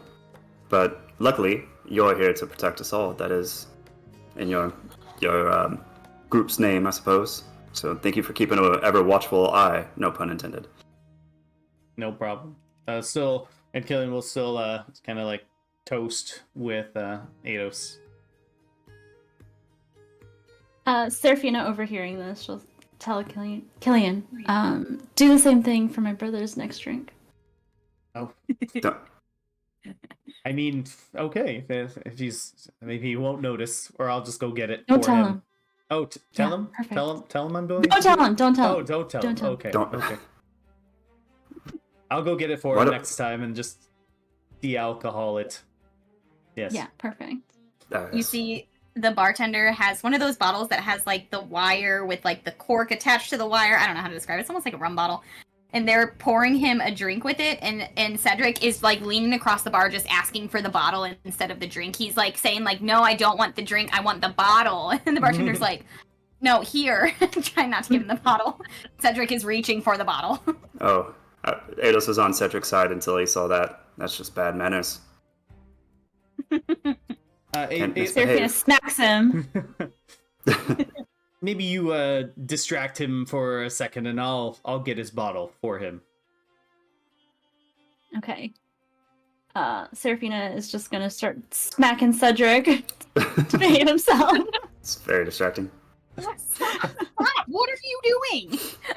Why? Embarrassing our family. Killian will. Killian, how are you gonna go about getting the bottle? I'll just kind of straight up buy it if Cool. he's selling. Yeah. It's like a gold. It's a nice bottle of liquor. Yeah. And then while Cedric's getting slapped around, I'll purify food and drink from it. Or it. Yes. Great. Easily enough done. And I'll when you look over, there's still a slap fight going on. And I'll just kind of break it up, you two. Break it up. Here, Cedric. This is what you wanted, right? Yes, I did want that. Thank you very much. He goes and takes a big old swig out of it, and he's like, the expensive stuff is good. He goes and sits back down at the table, drinking very happily. No idea, not a clue that it is not alcoholic. I just give Seraphina like a... Smooth. What are Marway and Bula doing? Marway, you feel bad. You feel awful. I think Maraway is just sitting there concentrating really hard on not falling asleep because he doesn't want crazy shit to start happening in front of everyone while he waits for these sandwiches to arrive. And Boola's just, I mean, she's enjoying her meat and watching, but she's keeping an eye on Maraway as well. She knows that he doesn't want to fall asleep right now, but he's not ready to go to bed. So she's kind of propping him up next to her, but if he starts to drift off, she just kind of pokes him a little bit. Just waiting for him to tell her that he's ready for bed. Yeah. At one point, Bula, you kind of jump as you realize Varmox, this like massive man who should not move that silently, is just beside you all of a sudden and sitting next to you already. You kind of jump to see him with Maraway on your other side, and he says, "You are a half one like me." Yeah, what of it? You like me are not the usual half, are you? I can smell it on you. And she's just like a little disgruntled because she does not like to talk about it. I don't know what you mean. Not like the others, not the normal. What do you even mean by that? You are half orc, yes? Yeah? And you are half what? Something else. What? Why do you need to know? What I'm are you? also someone who is half something else. I'm curious. Well, curiosity killed the cat, so... But satisfaction brought him back. You are right, She just, sandwich friend. Takes a huge drink of her drink and just kind of looks around. Is everybody else listening to the conversation, or are they kind of doing their own thing? We're probably still fighting over Cedric drinking at the bar, Probably. I Yeah. imagine. Yeah.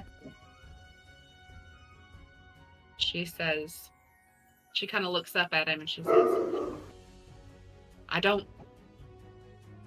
fully know, but something's been happening with magic. I don't know. My mama wouldn't talk about it. Nobody would talk about it. Whatever it was shameful. There is no shame. There is no shame. You are just what you are. There's no good, nor bad, nor evil, nor excellent. There is just what is. Shame. You should feel no shame. Well, you're lucky to be so confident. Not luck. Practice. Well, I suppose I could use a little bit of instruction and practice in that area then. You wish to find out? I did once. It passed. So you didn't find out? Not yet. Perhaps someday the world will show me. Well, I suppose I haven't gone looking for it, but if it hit me in the face, I wouldn't be able to say no, would I?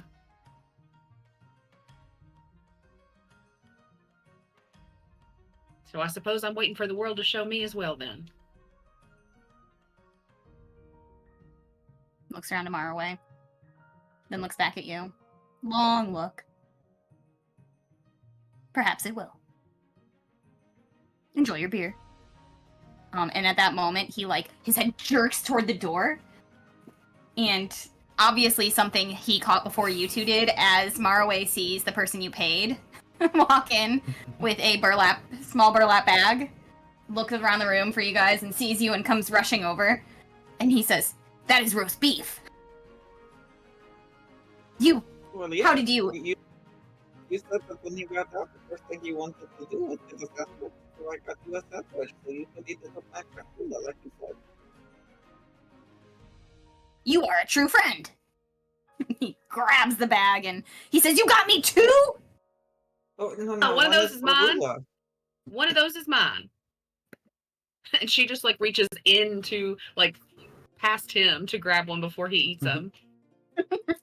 He like almost stops you, and then he goes, "Half a meal for half of a orc." Takes a big bite out of his. Says, "There's nothing like it. No She magic, nor agrees. man." She agrees as she's just like shoving this roast beef in her mouth, and there's just like drool coming out. Marway, roll insight.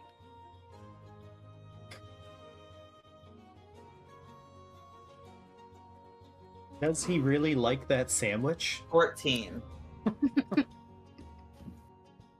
Marway, if you weren't so tired, you think to yourself, I should put this in my notes about flirting. As you watch these two just gorge themselves on sandwich, like finishing them in 3 bites, equally drooling, equally just like zonked out into this sandwich. You think this is what it looks like. In the note that says, eating fast, romantic? Question mark.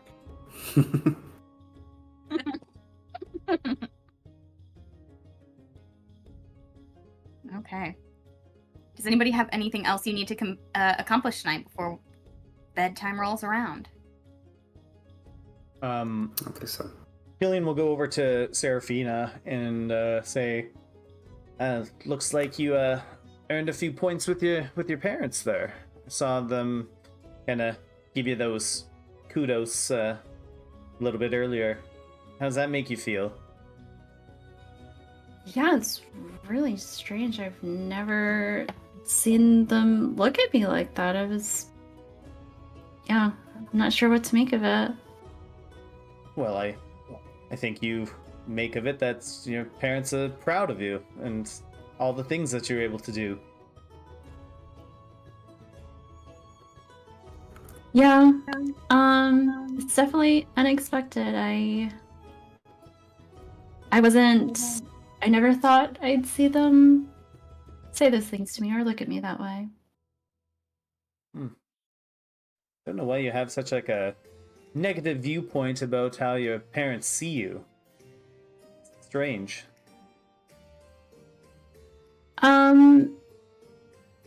They just have very high expectations for specific things, and it's just been really hard for me to meet those. Well, I'm sure breaking your father out of a very notorious mage prison will definitely score you a few points in the old family registry there. I certainly hope so. Hopefully this will change how they see me. Well, I think, just like everyone else, I think it's about time I go to bed, but that whole not being a natural blonde thing, I didn't hear a word about it. I appreciate it. Thank you. Seraphina's gonna touch her beret. Make sure it's still there. To get washed away when she fell into the water. It's there. Very becoming. And Killian will head off to a room. Alright. Let's go After around. finishing the sandwiches, like as soon as they're done, Bula's gonna see that Marway's just fading, so she's just kind of scoop him up. But as she goes past her new interesting friend, she's just gonna kind of elbow him in the back and just say, "Sleep well." I think I may sleep better than I've slept in a month. You do the same, half-orc. And she just goes on off, just kind of like smiling inside, but like not wanting to really show it. So. Awesome. Eventually, Cedric thinks he's drunk, but No. does not know that he is not. And like staggers off to bed singing a sea shanty as if he's drunk. Kittenberry, like, laughs at him and says, I could smell that there was no alcohol in there. You all are funny, funny pranksters. This is what I love most about this friendship. I'm going to bed. Good night. She skips down the hallway. Happy as a clam. Had so much fun blowing up a prison. Who doesn't? Who doesn't? Ados will order another bottle of wine to take upstairs with him to his room and think for a bit. Oh yeah, Serafina will head up as well, and she'll just be smiling to herself when no one's looking. Cute. All right. And with that, bedtime comes. Marway, I'm a benevolent DM. You have 5 levels of exhaustion at this point? 4. 4? Okay. I'm going to say that you are so exhausted, you, for the first time in a while, have dreamless slumber. Heavy, dark, drooling, dreamless slumber. Very well needed. You can drop a point of exhaustion as you long rest. Everybody else is welcome to take their long rest as well. Not that many of you need it, because that prison break was too easy. Foiled again. The dice always get me. I think you can all hear, like, through the floor of your rooms, Varmox's deep voice over the crowd. The severed part? Not a battle story. I just lost a bet involving a teleportation circle, a mirror maze, and one very territorial owlbear. And you all fall asleep to him. Honestly, at this point, drunkenly regaling the tavern goers. And morning eventually comes. A time again for me to ask, who's the first awake the following day?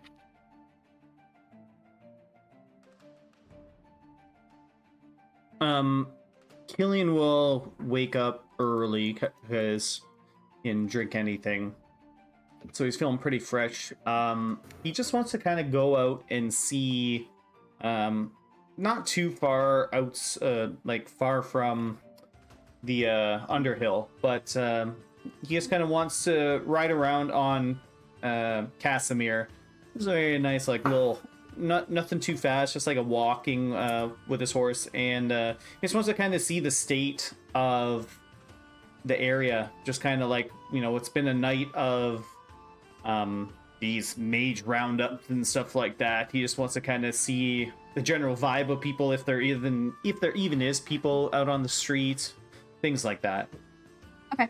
Roll insight, and I'd say with advantage, because you know what's happening in this city politically. You are a bit more in tune to what might be happening behind people's smiles. 6 with advantage. Yeah. Oh, that was with advantage? I rolled a 5 and a 4. Okay, so Nice. The obvious is what you see, and the obvious is that the city is subdued. This is normally a city of great technology, great innovation, lots of magic. There's a somberness about. I think that's to be expected, and that's what you're seeing this morning as you ride. You see people, early risers, heading to work and whatnot. Yeah, and so he's just kind of scouting about, and he might just be out there for like an hour or so, just kind of casually going around. I think at one point you see, like, a block down, like, Zada's out on his morning run as well. You just see him, like, blur past as he does his cardio. Back at the tavern, the morning dawns. This is not the kind of place that serves a good breakfast. They'll give you some leftovers that people left around the night before. They don't even really serve a full dinner here. Things like raw nuts, like raw tree nuts, and basic, like, kind of older fruit. Well, that is not acceptable. Raw nuts and old fruit. Yep. Yikes. That's what they called me in high school.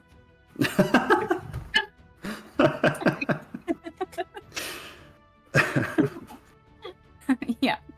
So you don't wake up to the smells of good foods like you do at your usual establishments, but you wake up to a relatively quiet little tavern here. Those of you who are waking up after, probably later than Killian, but earlier than later, you realize Renarok has woken and come downstairs and has a little pair of reading glasses on his big sort of bull nose, and seems to be reading like the daily paper kind of thing. Marway specifically, I want to see if what is it Vermax? Is that how you pronounce it? Varmox, yep. Varmox. If he's there, I want to go sit next to him. He'll probably come down just a little bit after you, but you're welcome to like go when he comes down and go straight to the bar, and just asks for like a juice, whatever kind of juices they have. You're welcome to go over to him at that point. Yeah, so until he gets there, I guess we're just gonna write in our journal. We're gonna write about the prison break and update my chapter about romance. Okay. Yeah, and you do see him come down, and he sits on a bar stool. He doesn't seem to be in a talkative mood like he was last night. Okay, just as You're long welcome as to he's approach. here. I'm not gonna bother him if he's not ready to talk yet. I just wanted to make sure he hadn't left. Yeah, he's still there. He gives you like a nod, a good morning nod kind of thing. Sarah, Eidos. Yeah, Serafina will come down. Is Cedric up? Did she say Cedric he's up. He looks fresh, looks well rested. He's like, it's weird that I'm not hungover when he sees you. I guess I just have a really high tolerance, naturally. It's probably all that water you drank. Good job. And then she'll like smack him on the back. Why? Serafina will try to sit down next to Renarok. Just start chatting with him. Yeah, he says, Miss Serafina, how are you doing today, girl? It's been a crazy couple of days. How's Bess doing? Oh, Bessie, she's, well, thank you for healing up her leg, you and your friends, but, it's gonna be a minute before she feels okay about losing her whole career and possibly the city she loves to live in. But, you know, doing better than a few days ago, I'm sure. That's thanks to all of you, I suppose. I'm glad to hear it. Yeah, they might be hiring at the prison if she's interested after they get their building patched up, and you know, I hear there's a union she can join. You know, I was going to say, Serafina, I mean, no offense to your judgment, but I don't think that's the kind of place I want my baby girl to be working. She went from a Navy sailor to a prison guard. That doesn't seem like my girl, but I do love organized labor unions. So that's good to hear, I guess. Yeah, I mean, I'm sure things will shift after we take care of this arcane oversight. I'm optimistic. Speaking of, let's talk about that. And he kind of like folds up the paper and sets it off to the side and takes off his glasses. Do you have a plan for how we're going to use this little device and figure out how to tell everybody that she's not who she says she is? Or are we starting from scratch here? I was hoping you had a plan. I forgot who has it. I think it's Eidos who has this arcane oversight. I don't have it on me, but we do have it.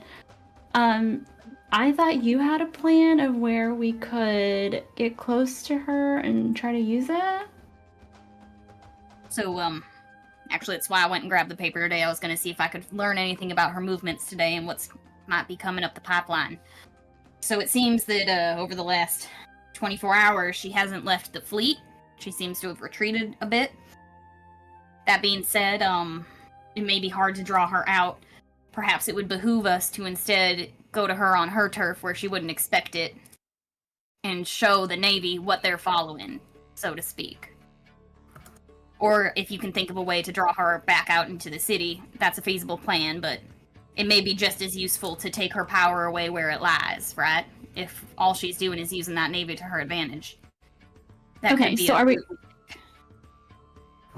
Oh, sorry. Are we supposed to... Are you thinking we sneak our way in there and try to reveal her trickery? I feel that would be a better use of our time than trying to convince her to make land again as a way of drawing her out. I have a feeling she's a bit on to us, considering everything that's happened the last few days. Yeah, I that don't makes think sense. she'd be expecting us Yeah. to try and hit her where in the middle of a fleet of Navy officers. Yeah, that makes sense to me, and I do love a good outfit change. So, do you know where we can find naval uniforms? Does Bess know? Yeah, I bet Bess has naval uniforms out her ass. I mean, we could probably go ask her right now. We'd have to get back to her apartment and hope that they didn't confiscate them all after she left, but we could sure try and get some. Or she could. She has friends in the Navy still. Oh, perfect. Okay. That sounds like a good plan to me. Well, why don't we run it by all your friends and see Yeah. what they think? I know that it's not gonna be my neck that I'm sticking on the line again, and I keep asking you all for more and more. I didn't know this was gonna be as dangerous as it turned out to be, but I thank you for your willingness to put yourselves out there for us. No, I mean, after this is all finished, I definitely look forward to hearing more about Idrelis before we part ways. We're gonna have that talk, don't you worry. I'm gonna make sure I figure out what you need to know. I appreciate it. I'm glad. Thank you for remembering. I'm learning anything for you because you'll do anything for someone else, won't you? Almost to a detriment. You should really be more careful. Your life is worth more than I think you know. But sorry, I'm just being a dad. Let me get out of your hair. I'll wake Bessie up, and why don't you gather up your team, and we'll figure out what our next steps are gonna be. Okay. Okay, so Serafina is just gonna wait for everyone else to come down. Slap Cedric one more time. You have to stop slapping me, Serafina. What is this? Why? Make me! He doesn't want to slap you back. He's like, you're a girl, I can't. And eventually, Mom and Dad Ada, comes there with a point, and they're just like, stop bickering. Go ahead, Ados. Ada's groggily and somewhat disheveled comes down, having burned the midnight oil a little bit, but he makes his way down and has some raw nuts and some coffee.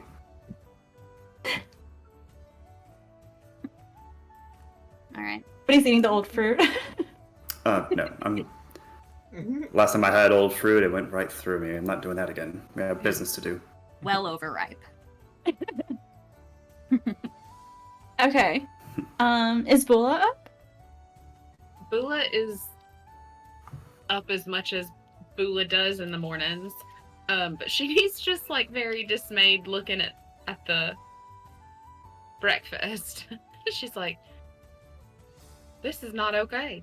This is not going to cut it. You can't prepare for a day with this. She's going to start rummaging around in her bag of holding to see if there's any food in there. It's She'll better decide all the helmets that are in the that's better than raw nuts and old fruit. Like even like some old salted meat or something if she can find it. I feel we can assume that Bula has been hoarding anything that would keep. So I think you'll be able to find, it's not breakfast of champions, but it's purse food. I'll do. Purse food at this point is better than raw nuts and old fruit. It sure is. We just like grumbling and mumbling to herself about the dismal I feel like breakfast. the manager walks in and just sees your face and walks back out. She gives him like a death glare. How dare you? Killian will be coming back into the speakeasy, and he's currently like reading one of his books as he's like walking into the area, and he gets to a part where the main love interest like dives off of a cliff because his lover was pushed off the edge of a cliff by the bad guy, and the same thing happened that Killian did for Serafina, and then he kind of chuckles to himself. It's like, I guess there is truth in fiction. And he just like puts it back, just puts it back in his bag, and then goes over to everybody. This feels strangely like Beauty and the Beast at the beginning, where she's just going through the city with her books. I love it. Yes. Zada also returns from his run. Goes from his exercise loincloth to his regular lying cloth. And at that point, I think everybody is pretty much gathered. Kittenberry also shows up eventually, looking like a different color version of Kittenberry. She just goes to different colors of her same face and body shape and all that. Okay, so as soon as everybody's in the tavern, Seraphina's gonna gather everyone around and just chat through some of the logistics of Runnerock's plan that he proposed. Yeah, Bess will chime in when you get to the part about potentially trying to meet Maynote on her home turf. And she says, if I can contact a few of my friends, I think I can probably get us some uniforms in the right sizes. If that's something you guys need me to do. I think they would be handy to have regardless of what we do. Mm-hmm. But how do we get out to her ship? Do we have to commandeer a boat of some kind, or what about Well, that? that'd be one way. We could commandeer a boat, although they would ask questions if we showed up on a ship of any kind of renown, pretending it was ours and we're Navy officers, not being on a Navy boat. Otherwise, we could just try and talk one of the officers to give us a ride on the dinghy just out to the fleet, and then boat hop from there. They've just got gangplanks set up. It's basically like a floating city out there at this point. Well, I think if the past couple days have taught us anything, it's that we're good at talking guards into things. So maybe that would be the best course of action. She says, probably wouldn't be wise as much as I want to help, and I feel as useless as a cow on a moon right now. But I don't think I should be showing my face around there anytime soon, considering how I left. I mean, if you can help us with the outfits, then I think that's more than enough help. I think I can. I think I got friends who are more loyal to me than they would be to a lecherous liar trying to arrest every mage in Arendriel. So I'll do that part for you as well as I can, Miss Seraphina. Thank you so much. Have you thought about your career shift? I haven't had time to think about that. I guess I am sort of out of job, aren't I? I mean, I would love to return to Ozolid. I love that city. I just don't know when I'll be able to clear my name enough to do so. I'm sure I could find some kind of work being a city guard or perhaps private security for a family. Oh, I think I know a guard in Ozolid. I could write to him and put in a good word for you. Oh, what's his name? Oh, he's just a cool guard. You'll love him. I like cool people. All right, I like making new contacts. Thank you, Miss Seraphina. Let's get done with this first, shall we? Let's not put the cart before the horse. Gotta make sure you get your bag. So, but yeah, let's get together and let's get our outfits and be on our way and see how we're gonna get on the ship. What about your family, Seraphina? Are they going to stay here? Do they have a place that they can go that's safer? I feel like this might be the safest place right now. Your dad, who, also got a full night of sleep, that helped, but, has also suffered some levels of exhaustion, says, well, darling, I have a few contacts I could try and get some information from in the meantime. I could take your mother and Cedric and try and lay low with one of them, and they might even know something about, whatever is going on with everything. A few friends from Luminara who I'm sure aren't going to work right now. Yeah, I think anything would help at this point. But we'll keep this our home base, so if you need to find us here. Okay, perfect. Your mom nods, girly. All right, so we need to commandeer. Well, we have to get these uniforms, but then commandeer a navy boat or convince one of the navy to bring us to the fleet, and then now, Renorock, we simply need to have the arcane signature near the admiral when she casts magic. Is that correct? Yes, indeed. It well, I mean, you need someone who can utilize it as well, someone who's trained with it. Luckily, I've been teaching Zareth as we've waited for you to get back from the leaf break, and I believe he may be able to activate the device as much as you need it to. And otherwise, we could take some time and I could teach one of you how to use it. And is Zareth part of the conversation here?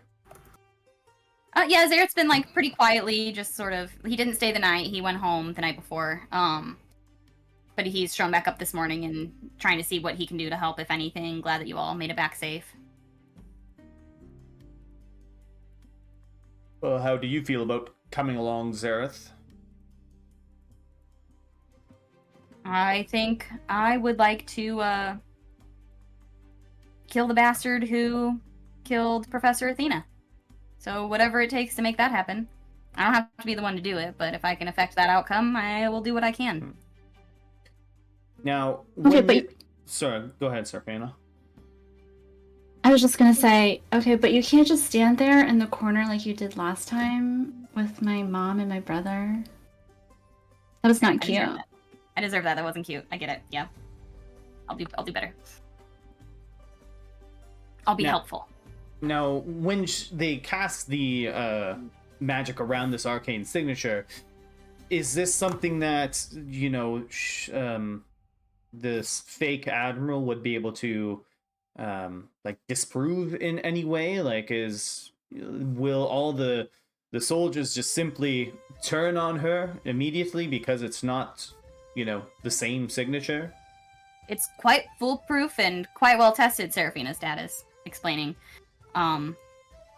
It is our best line of identifying pretty much anybody who uses any kind of arcane power, arcane ability.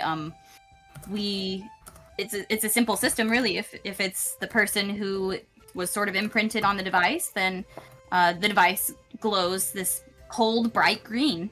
And if it's not the correct person who they claim they are, it will turn red and get quite hot to the touch and actually start to buzz about and make this horrible noise. So it shouldn't be a refutable system. And does the arcane signature have the admiral's name on it or something so they know that it's hers? I just want to make sure that you know, going on and showing this, it, you know, I think probably it does. I think it probably has like an embossed plaque on it that is named. Okay. You know, we just want to make sure that the crew knows that this is the admirals, and clearly them casting this magic, it's not them. That's all. Grinnerock says, we also gotta be prepared to deal with any loyalists. I mean, if there are true and good Arendriel proud Navy soldiers on that ship, whenever you set off that arcane signature, they'll jump to action to arrest her for impersonating their admiral. But if she's, as we suspect, been planting her own loyalists within the ranks of the Navy, then be ready for a bit of a scrap once you reveal her.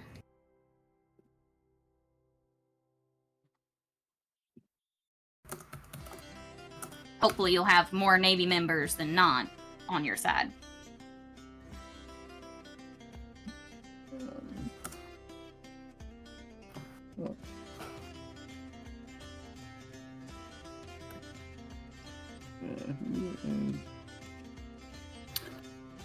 Well, Bess, how long do you think it'll take you to get those uniforms?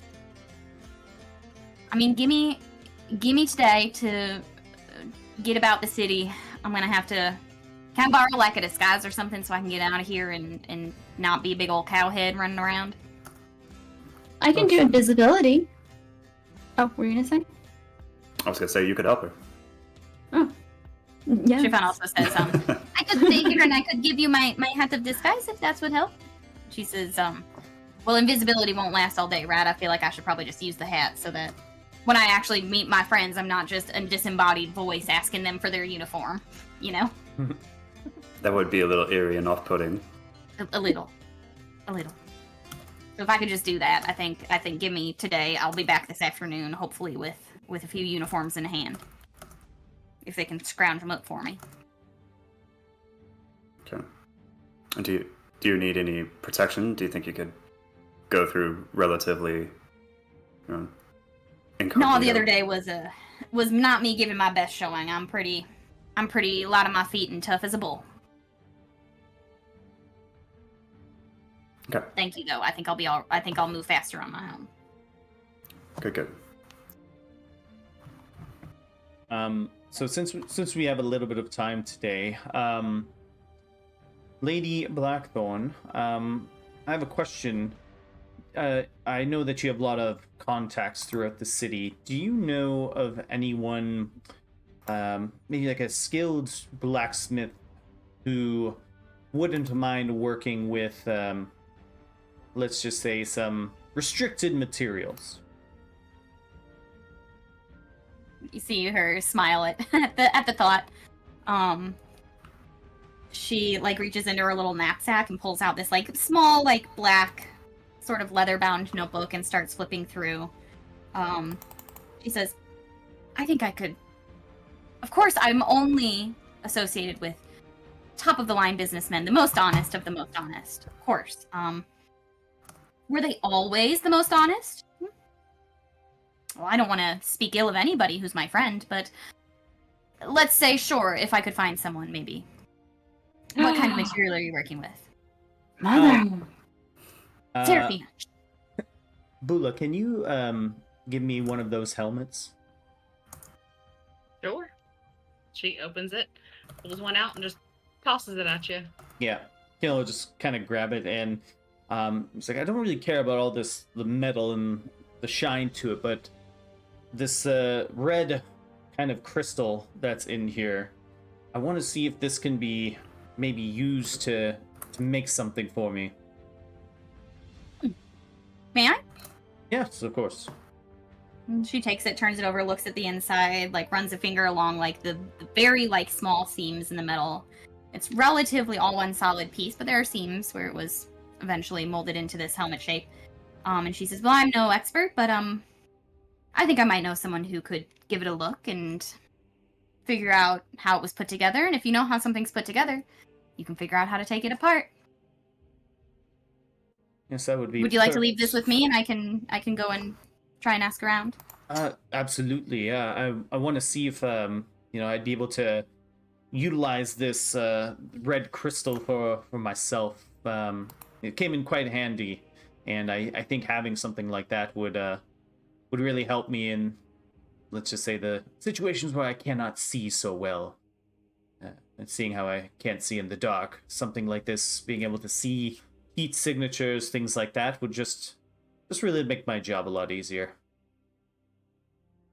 Now, I'm not the crafts person in my line of work, and nor am I usually the creative aesthetic type either. I'm the money person, but I do have a bit of an idea. What do you think of well, excuse me for pointing it out, but you have an eye patch situation happening. What would you think of something monocle, perhaps? Or a crystal eye patch, if something along those lines, or maybe a single lens visor of some sort could be useful. What are you thinking aesthetically?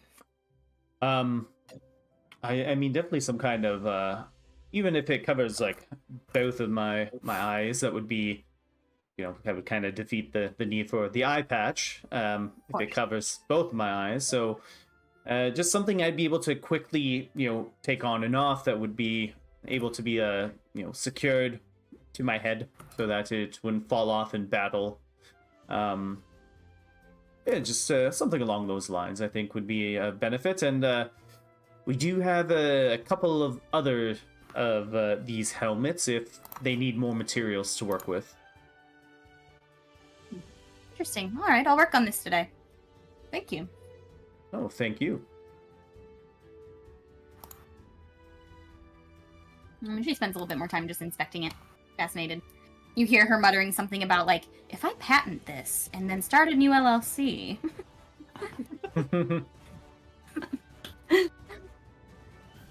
Well, if anything, I heard that crystal is quite difficult to obtain. At least that's what the warden of the Weave Break said. Some things would probably significantly more difficult for the warden than they would be for a Blackthorne. See what I can figure out.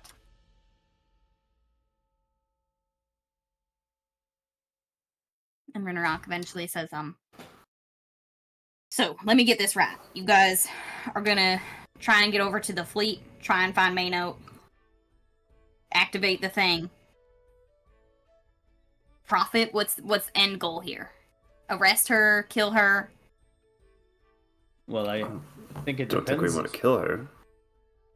I mean, depends who this imposter truly is, I suppose. Fair point. Fair point. Yeah, I Alright, suppose well. it's a question of possession versus doppelganger. If it's doppelganger, who cares? Might as well. Well, But I'm afraid. we do know, when we spoke to that assassin, when Zareth used his magic on it, we did learn a couple of things, right? Think about, like, the prophets and the void thing. I wrote it down. The void twister. That's one. Yeah. But if the real Maynote is being held somewhere, maybe we could save her. But if this is the real Maynote and there's no going back, then it might be lights out for her. Alright, well, whatever you all think is best. Far be it from me to question any planning you are all able to come up with, because it seems to work, whatever you do. This little magic juju you all got going is pretty effective, it seems. If you broke a whole host of people out of the Weave Break, that's really something. Y'all must have been working together a long time before you got here to town, weren't you? You seem like a well-oiled machine. I suppose we work together pretty well. It's had enough time to create a symbiosis.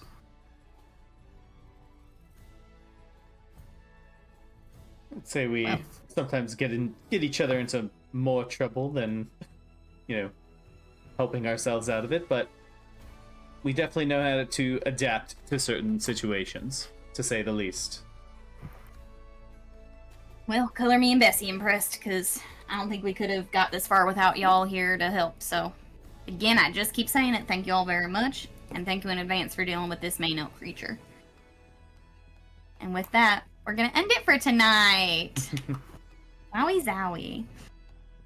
You did it with the Weave Break, that's excellent. Okay. Yay! We did it! We will be back, not next week, but the week after, to figure out how this group is going to get to Maynote and reveal them, her, it, whatever is happening there, for what it truly is. Until then, stay safe, stay healthy, stay happy. Love you all. Thanks for watching. Peace. Bye.